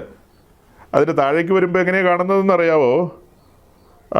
ഹോശന്നെ എന്ന ആർത്തത് ബാലന്മാരെയും കണ്ടിട്ടെന്നാണ്. ബാലന്മാർ, സൗരങ്ങളെ ബാലന്മാരെന്ന് പറഞ്ഞാൽ 5 വയസ്സിന് മുകളിലേക്കുള്ള കുട്ടികളെയാണ് ബാലന്മാരെന്ന് വിളിക്കുള്ളൂ. അതിന് താഴെയുള്ളതിനെ ശിശുക്കളെന്ന് തന്നെ പറയുള്ളൂ. 5 വയസ്സിൽ താഴെയുള്ളതിനെ ശിശുക്കളെന്നാണ് പറയുന്നത്. ഇവിടെ ഈ ഹോശന്ന എന്ന് പറഞ്ഞ് ആർപ്പിട്ടത് 5 വയസ്സിന് മുകളിലേക്കുള്ള കുട്ടികളാണ്, ശിശുക്കളല്ല. അപ്പോൾ അദ്ദേഹം പറഞ്ഞു വരുമ്പോൾ ഇതെല്ലാം ശിശുക്കളിലാണ് പരിഗണിക്കുന്നത്, ഇതെല്ലാം ശിശുക്കളെയാണ് പരിഗണിക്കുന്നത്. ഇനി ദൈവാലയത്തോടുള്ള ബന്ധത്തിൽ ഞാൻ 1-2 കാര്യം നിങ്ങളോട് പങ്കുവെക്കാൻ ആഗ്രഹിക്കുന്നത്. ലേവ്യ പുസ്തകം 21-ാം അധ്യായത്തിൻ്റെ 16-ാം വാക്യം ഒന്ന് വായിച്ചേ. ലേവിറ്റിക്സ് ചാപ്റ്റർ 21 വേഴ്സ് 16. ലേവ്യ പുസ്തകം 21-ന്റെ 16-ാം വാക്യം. യഹോവ പിന്നെയും മോശയോട് അരുളി ചെയ്തത്, നീ അഹരോനോട് പറയേണ്ടതെന്നാൽ, നിന്റെ സന്തതിയിൽ അംഗഹീനനായവൻ നിന്റെ ദൈവത്തിന്റെ ഭോജനം അർപ്പിപ്പാൻ ഒരിക്കലും അടുത്തു വരരുത്. അംഗഹീനനായ യാതൊരുത്തിനും അടുത്തു വരരുത്. കുരുടൻ, മുടന്തൻ, പതിമൂക്കൻ, അധികാംഗൻ, കാലൊടിഞ്ഞവൻ, കൈയൊടിഞ്ഞവൻ, കൂനൻ, മുണ്ടൻ, മൂക്കണ്ണൻ, ചെറിയൻ, പൊരിച്ചുണങ്ങൻ, ഷണ്ണൻ എന്നിങ്ങനെയുള്ളവരും അരുത്. പുരോഹിതനായ അഹരോന്റെ സന്തതിയിൽ അംഗഹീനനായ ഒരുത്തനും യഹോവയുടെ ദഹനയാഗങ്ങൾ അർപ്പിപ്പാൻ അടുത്തു വരരുത്. അവൻ അംഗഹീനൻ, അവൻ തന്റെ ദൈവത്തിന്റെ ഭോജനം അർപ്പിപ്പാൻ അടുത്തു വരരുത്. സഹോദരങ്ങളെ, ഇപ്പം ഈ വായിച്ച ആ വാക്യപ്രകാരം മത്തായി 21 കൂടെ നിങ്ങൾ ചേർത്ത് വെച്ച് ചിന്തിക്കണം. മത്തായി 21-ലെ ആ വാക്യം കൂടെ ചേർത്ത് വെച്ച് ചിന്തിക്കണം. അതായത് മത്തായി 21-ൽ എന്താ കാണുന്നത്? എൻ്റെ ആലയം പ്രാർത്ഥനാലയം എന്ന് വിളിക്കപ്പെടും, എന്നാൽ ഇത് കള്ളന്മാരുടെ ഗുഹയാക്കി തീർത്തു. കുരുടന്മാരും മുടന്തന്മാരും ദൈവാലയത്തിൽ അവൻ്റെ അടുക്കൽ വന്നു. കുരുടന്മാരും മുടന്തന്മാരും ദൈവാലയത്തിൽ അവൻ്റെ അടുക്കൽ വന്നെന്നൊക്കെ പറഞ്ഞു കഴിഞ്ഞാൽ ആളുകൾ തെറ്റിദ്ധരിക്കും. കുരുടന്മാർക്കും മുടന്തന്മാർക്കും ഈ പറഞ്ഞ ആളുകൾക്കൊന്നും ദൈവാലയത്തിൽ വരുവാനായിട്ട് അനുവാദമില്ല. അപ്പോൾ അവർ വന്നത് എവിടെയാണ്? ഇവിടെയാണ് നമ്മൾ ഈ ടാബർനാക്കൽ സ്റ്റഡിയിലേക്കും ജെറുസലേം ടെമ്പിളിൻ്റെ മതിലിനോടുള്ള ബന്ധത്തിലുള്ള പഠനത്തിലേക്കൊക്കെ പോയത് ഓർത്ത് നോക്കുക. അവിടെ നമ്മൾ മനസ്സിലാക്കിയൊരു കാര്യം എന്താ? അനേകർ തെറ്റിദ്ധരിക്കുന്ന കാര്യമുണ്ട്. അയ്യോ, നമ്മളത് എപ്പോഴാണ് ആ കർത്താവിൻ്റെ ക്രൂശുമരണത്തോടുള്ള ബന്ധത്തിലെ ആ മെസ്സേജുകളൊക്കെ പറഞ്ഞുകൊണ്ടിരുന്നപ്പോഴാണ് എന്തുമാത്രം കമൻസാണ് വന്നത്, എന്തുമാത്രം കമൻസ്. അതായത് അപ്പോസ്തലന്മാർ കുർബാന അർപ്പിക്കാൻ ആദ്യം പോയത് യെരുശലേം ദേവാലയത്തിലാണ് എന്ന് വേണ്ട അസംഖ്യം കാര്യങ്ങൾ. അപ്പോസ്തല പ്രവൃത്തിയിൽ അങ്ങനെ ചില വാക്യങ്ങളുണ്ടല്ലോ, അവർ പ്രാർത്ഥനാ സമയത്ത് ദൈവാലയത്തിൽ ചെന്നു, പിന്നെ എന്താ അങ്ങനത്തെ കുറേ വാക്യങ്ങളുണ്ട്. അത് വെച്ചിട്ടാണ് ഈ ആളുകളെല്ലാം ആ കാര്യം പറഞ്ഞുകൊണ്ടിരിക്കുന്നത്. ഇന്നും പലർക്കും ഇതൊന്നും ക്ലിക്കായിട്ടില്ല, ഈ കാര്യങ്ങൾ ക്ലിക്കായിട്ടില്ല. യെരുശലേം ദൈവാലയത്തിനകത്തേക്ക് ചെന്ന് കഴിഞ്ഞാൽ അതിൻ്റെ പ്രാകാരത്തിലാണ് യാഗപീഠം ഇരിക്കുന്നത്. ആ യാഗപീഠത്തിൻ്റെ ചുവട്ടിലേക്ക് ചെല്ലുവാനായിട്ട് പുരോഹിതന്മാർക്ക് മാത്രമേ കഴിയൂ. അത് കഴിഞ്ഞിട്ട് അവിടെ ലേവ്യർക്കുള്ള പ്രാകാരമുണ്ട്, അതായത് അവർക്ക് നിൽക്കാനുള്ള സ്പേസ് ഉണ്ടെന്ന് ചുരുക്കം. ലേവ്യർക്ക് നിൽക്കാനുള്ള സ്പേസ്. അതിന് വെളിയിലേക്ക് വരുമ്പോൾ പുരുഷന്മാർ നിൽക്കും, അതിന് വെളിയിൽ സ്ത്രീകൾ നിൽക്കും. അതിനെല്ലാം വെളിയിലാണ്, വളരെ വെളിയിലാണ് ജാതികൾക്കൊക്കെ ചെന്ന് നിൽക്കാൻ കഴിയുന്നത്. ഇതിൻ്റെ ചുറ്റും ഒരു ചുറ്റുമതിലുണ്ട്, അതിനകത്ത് വേണ്ട സ്പേസ് ഉണ്ട്. അതും കഴിഞ്ഞിട്ട് അകത്താണ് ദൈവാലയത്തിൻ്റെ ക്രമമാണ് പറഞ്ഞത്. അവിടെ അംഗഹീനനും കുരുടനും മുടന്തനൊന്നും ചെന്ന് നിൽക്കാൻ കഴിയില്ല, ശിശുക്കൾക്കൊന്നും അങ്ങോട്ട് വരാൻ കഴിയില്ല. അവരൊക്കെ വെളിയിലാണ് നിൽക്കുന്നത്. ഇപ്പോൾ യേശുക്രിസ്തുവിനെ അമ്മയായ മറിയയും ജോസഫും കൂടി ദൈവാലയത്തിൽ കൊണ്ടുചെന്നെന്ന് പറയുമ്പോൾ ദൈവാലയത്തിനകത്ത് കൊണ്ടുപോയി ചെന്നല്ല ധരിക്കേണ്ടത്. ദൈവാലയത്തിന് മുൻപിൽ അവർക്ക് ചെല്ലാവുന്നൊരു സ്പേസ് ഉണ്ട്, അവിടെ വരെ ചെല്ലാൻ കഴിയും.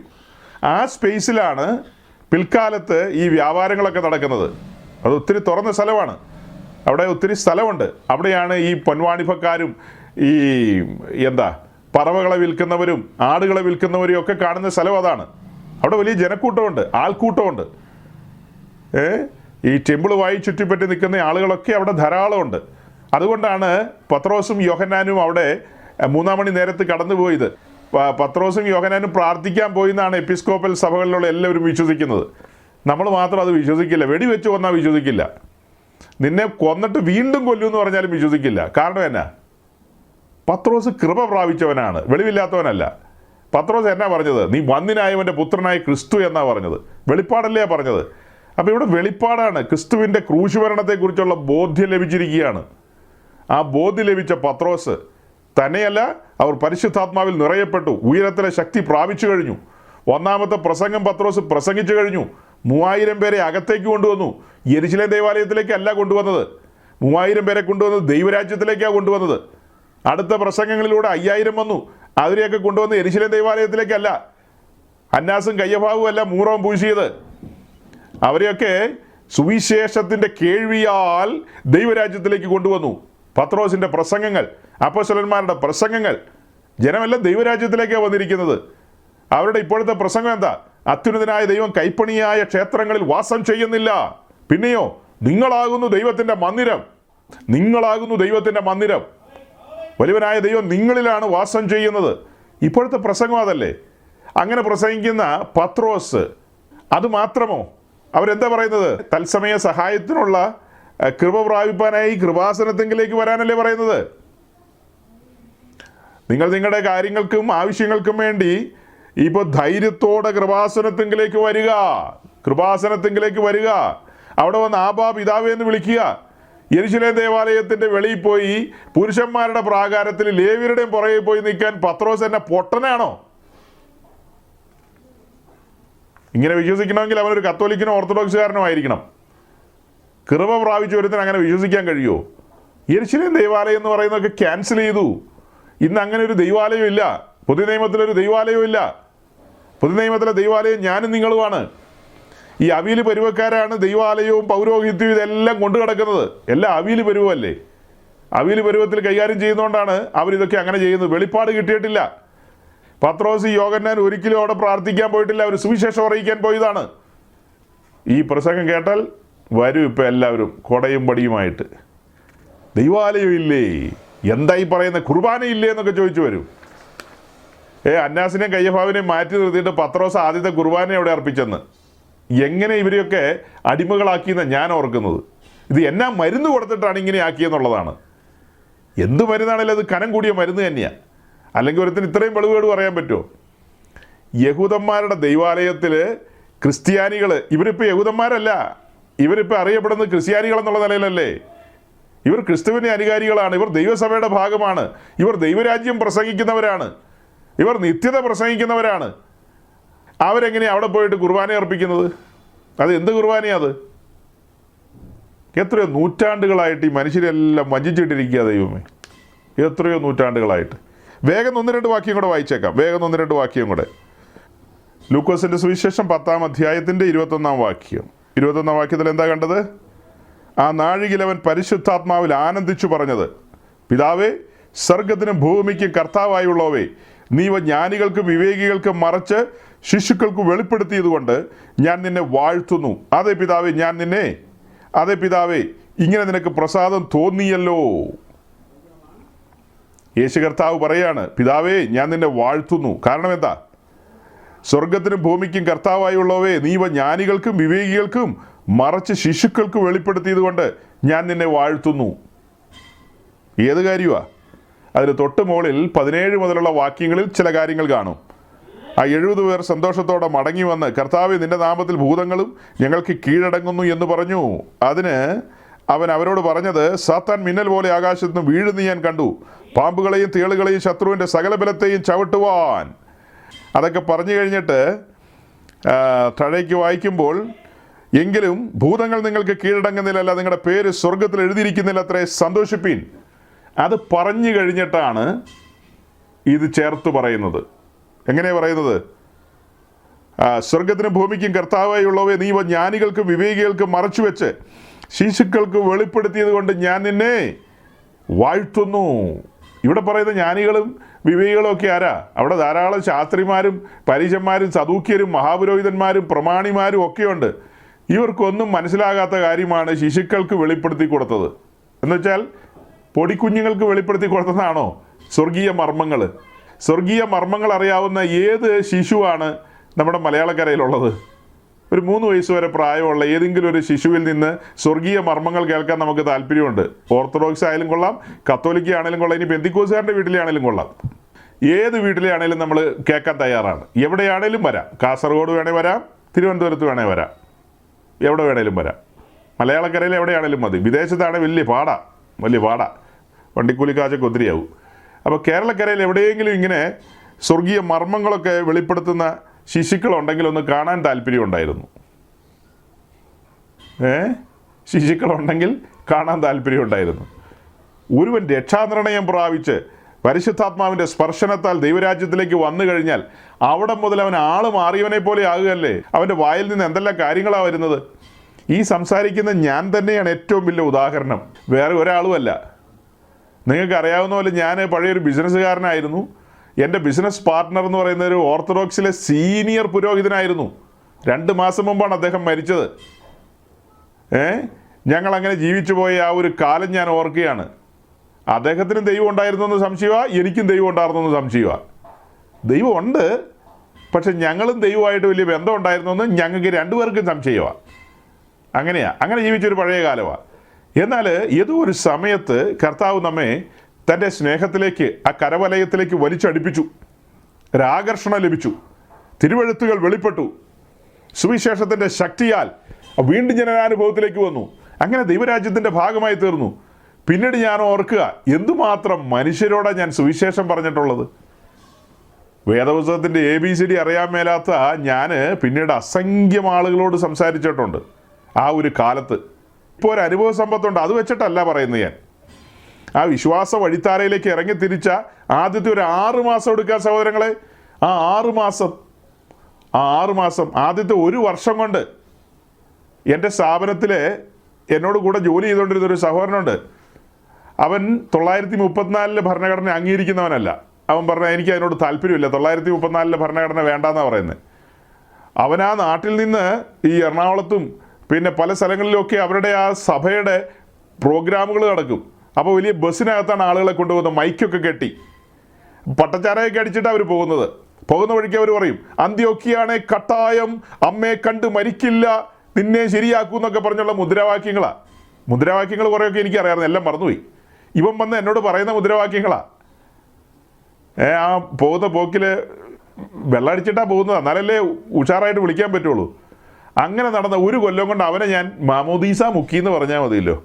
അവനെ അന്ത്യോക്യൻ ബന്ധത്തിൽ നിന്ന് വിടർത്തി സ്വർഗീയ ബന്ധത്തിലേക്ക് കൊണ്ടുവന്നു.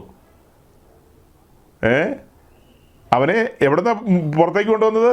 അന്ത്യോക്യൻ ബന്ധത്തിൽ നിന്ന് പുറത്തേക്ക് കൊണ്ടുവന്ന് ഉയരത്തിലെ ആ ബന്ധത്തിലേക്ക്, സ്വർഗീയ ബന്ധത്തിലേക്ക് കൊണ്ടുവന്നു. അവനും പിന്നെ പലരോട് സുവിശേഷം അറിയിച്ചു തുടങ്ങി. അവനും പലരെയും യേശുക്രിസ്തുവിലേക്ക് നയിച്ചിട്ടുണ്ട്. ജ്ഞാനികൾക്കും വിവേകികൾക്കും മറച്ച് ശിശുക്കൾക്ക് വെളിപ്പെടുത്തിയതുകൊണ്ട് ഞാൻ നിന്നെ പുകഴ്ത്തുന്നു. ശിശുക്കൾക്ക് വെളിപ്പെടുത്തിയെന്നേ ആ കാര്യങ്ങളെ നമ്മൾ വെളിപ്പാടി പറയുന്നത്. പിന്നീട് മത്തായിയുടെ സുവിശേഷം 11-ാം അധ്യായത്തിൻ്റെ 25-ാം വാക്യം വായിച്ചേ. അതോടെ വായിച്ച് നമുക്ക് ഈ ഭാഗം അവസാനിപ്പിക്കാം. ഞാൻ പറഞ്ഞല്ലോ, അച്ഛൻ്റെ ചോദ്യങ്ങൾക്കുള്ള ഉത്തരത്തിലേക്ക് ഇന്ന് പോകാനായിട്ട് സാധിക്കുമെന്ന് എനിക്ക് തോന്നിയില്ല. കാരണം ഇങ്ങനെ ഈ ചിതറിയ ചിന്തകളാണ് ഇതെല്ലാം.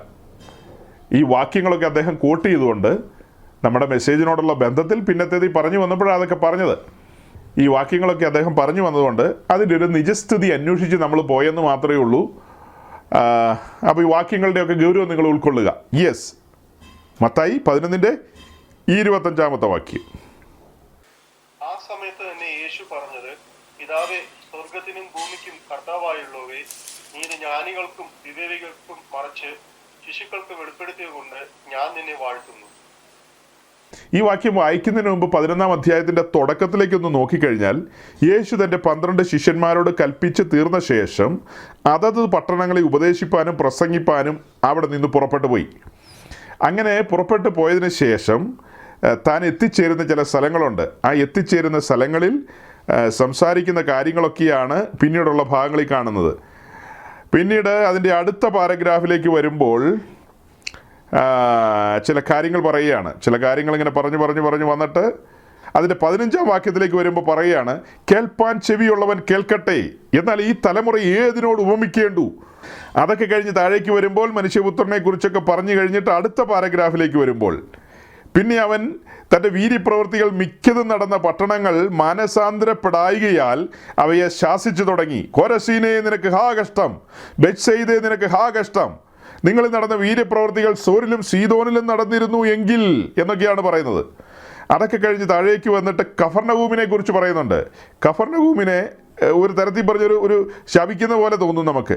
നീയോ കഫർനഹൂമേ സ്വർഗത്തോളം ഉയർന്നിരിക്കുമോ, നീ പാതാളം വരെ താണു പോകും. നിന്നിൽ നടന്ന വീര്യപ്രവൃത്തികൾ സോദോമിൽ നടന്നിരുന്നു എങ്കിൽ അത് ഇന്ന് വരെ നിലനിൽക്കുമായിരുന്നു. എന്നാൽ ന്യായവിധി ദിവസത്തിൽ നിന്നേക്കാൾ സോദോമ്യരുടെ നാട്ടിന് സഹിക്കാവതാകുമെന്ന് ഞാൻ നിങ്ങളോട് പറയുന്നു. ഇതെല്ലാം പറഞ്ഞു കഴിഞ്ഞിട്ട് പറയുകയാണ്. ആ സമയത്ത് തന്നെ യേശു പറഞ്ഞത്, പിതാവേ, സ്വർഗത്തിനും ഭൂമിക്കും കർത്താവായുള്ളവേ, നീ ഇത് ജ്ഞാനികൾക്കും വിവേകികൾക്കും മറച്ച് ശിശുക്കൾക്ക് വെളിപ്പെടുത്തിയതുകൊണ്ട് ഞാൻ നിന്നെ വാഴ്ത്തുന്നു. ഈ പറഞ്ഞ പട്ടണങ്ങളിലൊക്കെ അനേകം ജ്ഞാനികളും വിവേകികളും ഉണ്ട്. അവരോടൊന്നും പറഞ്ഞിട്ട് ഒറ്റ ഒരുതിൻ്റെ തലയിൽ കയറിയില്ലെന്ന്. എന്നാൽ അത് അകത്തേക്ക് കയറിയവരുണ്ട്. അവരെയാണ് ശിശുക്കളെന്ന് വിളിച്ചത്.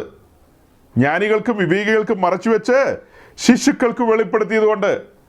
ഇത് അമ്മയുടെ തോളത്ത് കിടക്കുന്ന പൊടിക്കുഞ്ഞിന് വെളിപ്പെടുത്തിയെന്നല്ല അർത്ഥം. ഇതിൻ്റെ ആത്മീയ അർത്ഥം എന്താ? അർത്ഥം പത്രോസ് പറഞ്ഞു തരും. അർത്ഥം അറിയാത്തവരാരെങ്കിലും ഉണ്ടെങ്കിൽ അവർ 1 പത്രോസ് അതിൻ്റെ 2-ാം അധ്യായത്തിൻ്റെ ആദ്യത്തെ വാക്യങ്ങൾ വായിച്ചാൽ ഉത്തരമായി. ഇവിടെ പറയുന്ന ശിശു ആരാണെന്നുള്ളത്.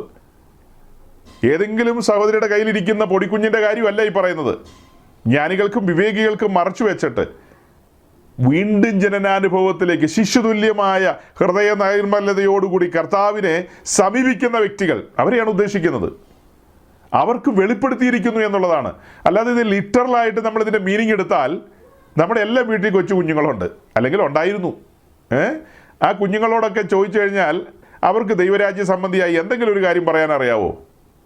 6 മാസം പ്രായമായ കുഞ്ഞുങ്ങളുണ്ട്, 1 വയസ്സ് പ്രായമായ കുഞ്ഞുങ്ങളുണ്ട്. അവർക്ക് ആർക്കും ഇതൊന്നും പറയാൻ കഴിയില്ല. അപ്പോൾ സഹോദരങ്ങൾ മനസ്സിലാക്കേണ്ട കാര്യം എന്താ? ഇത് കഴിഞ്ഞിട്ട് അതിൻ്റെ ബാലൻസും കൂടെ പറയാം.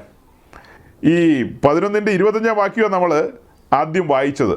അത് കഴിഞ്ഞ് അതിൻ്റെ താഴേക്ക് വരുമ്പോൾ പിന്നീട് കാണുന്ന കാഴ്ച എന്ന് പറയുന്നത് 28-29 വാക്യത്തിലേക്കൊക്കെ വരുമ്പോൾ, അധ്വാനിക്കുന്നവരും ഭാരം ചുമക്കുന്നവരുമായുള്ളവരെ നിങ്ങളെല്ലാവരും എൻ്റെ അടുക്കൽ വരുവീൻ, ഞാൻ നിങ്ങളെ ആശ്വസിപ്പിക്കാം. അധ്വാനിക്കുന്നവരും ഭാരം ചുമക്കുന്നവരുമായുള്ളവേ നിങ്ങൾ എൻ്റെ അടുക്കൽ വരുവീൻ, ഞാൻ നിങ്ങളെ ആശ്വസിപ്പിക്കാം. അപ്പോൾ ഇവിടെ നമ്മളത് ലിറ്ററലായിട്ട് എടുക്കുമോ? CITക്കാർ, AITCക്കാർ, INTCക്കാർ, പിന്നെ BMSകാർ, ഇവരെയൊക്കെ എൻ്റെ അടുക്കൽ വരുവീൻ എന്നാണോ അതിൻ്റെ അർത്ഥം? ഭാരം ചുമക്കുക, അധ്വാനിക്കുക എന്നൊക്കെ പറഞ്ഞാൽ പാപത്തിൻ്റെ പരിഹാരത്തിന് വേണ്ടി അധ്വാനിക്കുന്ന ഒത്തിരി മനുഷ്യരുണ്ട്. അതിനുവേണ്ടി മലകളും കുന്നുകളും കയറുന്നവരുണ്ട്, അത്യധ്വാനം ചെയ്യുന്നവരുണ്ട്, പുണ്യകർമ്മങ്ങൾ ചെയ്യുന്നവരുണ്ട്, ബലിതർപ്പണങ്ങൾ ചെയ്യുന്നവരുണ്ട്. പിന്നെ ആദ്യം പറഞ്ഞതുപോലെ കർത്താവിൻ്റെ കാലത്ത് തന്നെ ഉള്ളതാണ് മരിച്ചവർക്ക് വേണ്ടി സ്നാനമേൽക്കുന്ന രീതികളൊക്കെ. അങ്ങനെയൊക്കെ ചെയ്യുന്ന ഒത്തിരി പ്രക്രിയകളുണ്ട്. കർമ്മമാർഗത്താൽ രക്ഷ ലഭിക്കുമെന്ന് ചിന്തിക്കുന്ന ആളുകളുണ്ട്. അത്തരക്കാരോടെല്ലാം പറയുന്നത്, നിങ്ങൾ എൻ്റെ അടുക്കൽ വരുവീൻ, എൻ്റെ നുകമേറ്റ് എന്നോട് കേട്ട് പഠിപ്പിനെന്ന് പറയുന്നത്. നിങ്ങൾ എൻ്റെ അടുക്കൽ വരുവീൻ, ഞാൻ നിങ്ങളെ ആശ്വസിപ്പിക്കാം. എൻ്റെ അടുക്കൽ വരുവീൻ എന്ന് പറഞ്ഞാൽ എവിടെയാ? ക്രൂശിങ്കിലേക്ക് വരുവാനാണ് ആ ആഹ്വാനം. ആ പറയുന്ന സമയത്തല്ലെങ്കിൽ പോലും അവരെല്ലാം ആഹ്വാനം ചെയ്യുന്നത് എങ്ങോട്ടാ? ക്രൂശിങ്കിലേക്ക് വരുവീൻ. താനൊരു പാനപാത്രം കുടിക്കാൻ പോവുകയാണ് പിന്നത്തേതിൽ. എല്ലാവരെയും അങ്ങോട്ടാണ് ആകർഷിക്കുന്നത്, എല്ലാവരെയും ക്രൂശിങ്കിലേക്കാണ് വിളിക്കുന്നത്. അതാണ് വഴി എന്നുള്ളതാണ്. ആ വഴിയിൽ നിങ്ങൾക്ക് ആശ്വാസം ലഭിക്കും. ഞാൻ നടന്ന വഴി, ആ വഴിയിലൂടെ നിങ്ങൾ നടന്നാൽ നിങ്ങളും ആശ്വാസം പ്രാപിക്കും. ഉത്തരം അത്രയേ ഉള്ളൂ. ഇത് തിരിച്ചറിയണമെങ്കിൽ ജ്ഞാനികൾക്കും വിവേകികൾക്കും പറ്റില്ല. ആ വീണ്ടും ജനനാനുഭവത്തിലേക്ക് വന്നവർക്ക് മാത്രമേ അത് തിരിച്ചറിയാൻ കഴിയൂ. വീണ്ടും ജനനാനുഭവത്തിലേക്ക് വന്നവർക്ക് മാത്രം. അപ്പോൾ സഹോദരങ്ങളെ, ഞാൻ വാക്കുകളെ ചുരുക്കുകയാണ്. ഇനി ഇതിനകത്ത് എന്തെങ്കിലും പറയാൻ വിട്ടുപോയിട്ടുണ്ടോ എന്ന് എനിക്കറിയില്ല. പല കാര്യങ്ങളും നോട്ട് ചെയ്ത് വെച്ചിരുന്നു. അതിലേറെക്കുറെയൊക്കെ പറഞ്ഞു കഴിഞ്ഞു. ജ്ഞാനികളും വിവേകികളുടെ കാര്യം പറഞ്ഞു. ശിശുക്കളുടെയും മുല കുടിക്കുന്നവരുടെയും അതരത്തിലുള്ള പുകഴ്ചയുടെ കാര്യം പറഞ്ഞു. മരിച്ചവർക്ക് വേണ്ടി പിന്നത്തേതിൽ സ്നാനമേൽക്കുന്ന കാര്യത്തെക്കുറിച്ച് പറഞ്ഞു. അങ്ങനെ ഒരു കാര്യം ഉണ്ടെങ്കിൽ ഇന്ന് എന്തുകൊണ്ട് ചെയ്യുന്നില്ല എന്നൊരു ക്വസ്റ്റ്യൻ നമ്മൾ റൈസ് ചെയ്തു. അതുപോലെ എലിസബത്തിൻ്റെ ഉള്ളിൽ കിടന്ന് യോഹന്നാൻ തുള്ളിയത് പരിശുദ്ധാത്മ നിറവിൻ്റെ രീതിയാണെങ്കിൽ ഇന്ന് എന്തുകൊണ്ടാണ് ആരുടെയും കുഞ്ഞുങ്ങൾ അങ്ങനെ തുള്ളാത്തതും അങ്ങനെ പരിശുദ്ധാത്മാവ് പ്രാപിക്കാത്തതും എന്നുള്ള ചോദ്യങ്ങളുണ്ട്. അതുപോലെ തന്നെ അമ്മയുടെ ഗർഭപാത്രത്തിൽ വെച്ച് പ്രവാചകന്മാരെയും പിന്നെ പത്രോസ്, പൗലോസ് മുതലായ ആളുകളെയൊക്കെ കണ്ടെന്ന് പറഞ്ഞതിൻ്റെ ഉദ്ദേശം രക്ഷയുമായി ബന്ധപ്പെട്ടല്ല, അവരുടെ ശുശ്രൂഷയോടുള്ള ബന്ധത്തിലാണ്, ദൗത്യ നിർവഹണത്തോടുള്ള ബന്ധത്തിലാണെന്ന് നമ്മൾ കണ്ടു. അങ്ങനെ അനവധിയായ കാര്യങ്ങൾ നമ്മൾ കണ്ടു. കുറുക്ക് വഴികളൊന്നുമില്ലെന്ന് പറഞ്ഞാണ് ഞാൻ നിർത്തുന്നത്. ഒരു കുറുക്ക് വഴിയില്ല. അവിടെ നിന്നും ഇവിടെ നിന്നും ഒക്കെ വചനം എടുത്തിട്ട് അതിൻ്റെ താഴെ മുകളിലുള്ളതൊന്നും നോക്കാതെ നമുക്ക് തോന്നുന്ന പോലെയൊന്നും വ്യാഖ്യാനിച്ചാൽ എങ്ങും എത്തില്ല. ശരിയായ വഴിയാണ് നമ്മൾ പറയുന്നത്. സുവിശേഷത്താലാണ് വീണ്ടും ജനനം. അങ്ങനെ വീണ്ടും ജനിച്ചവൻ പിതാവിൻ്റെയും പുത്രൻ്റെയും പരിശുദ്ധാത്മാവിൻ്റെയും നാമത്തിൽ മാമോദീസ ഏൽക്കണം. നിർബന്ധമാണ്.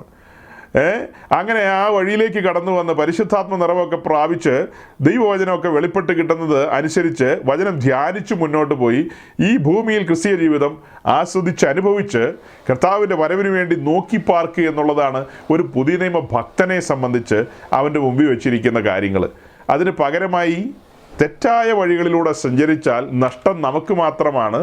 നമ്മൾ പച്ചമാങ്ങ തിന്നാൽ അച്ഛൻ്റെ പല്ല് പൊളിക്കില്ല, അച്ഛൻ തിന്നാൽ നമ്മുടെ പല്ലും പൊളിക്കില്ല, അല്ലെങ്കിൽ അച്ഛനോ അപ്പനോ ആര് തിന്നാലും കൊള്ളാം, അവരവർക്ക് മാത്രമേ പൊളിക്കുകയുള്ളൂ.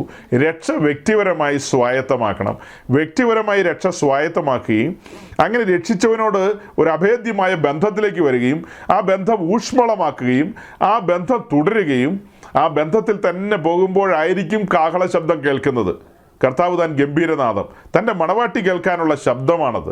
മണവാട്ടി ആ ശബ്ദം കേൾപ്പിക്കുന്നു, മണവാളൻ അവളെ കൂട്ടിക്കൊണ്ടു പോകുന്നു. അതൊക്കെയാണ് അതിൻ്റെ ഒരു പ്രക്രിയ. ഒരുക്കിക്കൊണ്ടിരിക്കുന്ന പരിശുദ്ധാത്മാവ് അവളെ ഈ ഭൂമിയിൽ നിന്ന് അങ്ങ് ഹൈജാക്ക് ചെയ്ത് കൊണ്ടുപോകുന്നു എന്ന് പറഞ്ഞ പോലെ അങ്ങ് കൊണ്ടുപോകും. അതിനുള്ള ദിവസങ്ങൾ സമാഗതമായിരിക്കുന്നു. അതിലേക്കുള്ള കാര്യങ്ങൾ ബന്ധപ്പെട്ട് വന്നുകൊണ്ടിരിക്കുന്നു. നമ്മുടെ ഒരുക്കം എങ്ങനെയായിരിക്കുന്നു, നമ്മുടെ വിശുദ്ധ ജീവിതം എങ്ങനെയായിരിക്കുന്നു, വചനധ്യാനമൊക്കെ എങ്ങനെയായിരിക്കുന്നു എന്നുള്ളതൊക്കെ പരിശോധിക്കാൻ ഈ ദിവസങ്ങൾ നമുക്ക് സമയം ചെലവഴിക്കാം. ഈ പറയപ്പെട്ട കാര്യങ്ങളുടെയൊക്കെ ഗൗരവം വചനത്തിലൂടെ നിങ്ങൾ കൂടുതൽ അന്വേഷിക്കുക, പഠിക്കുക. ദൈവം നിങ്ങളെ അനുഗ്രഹിക്കട്ടെ. Thank you.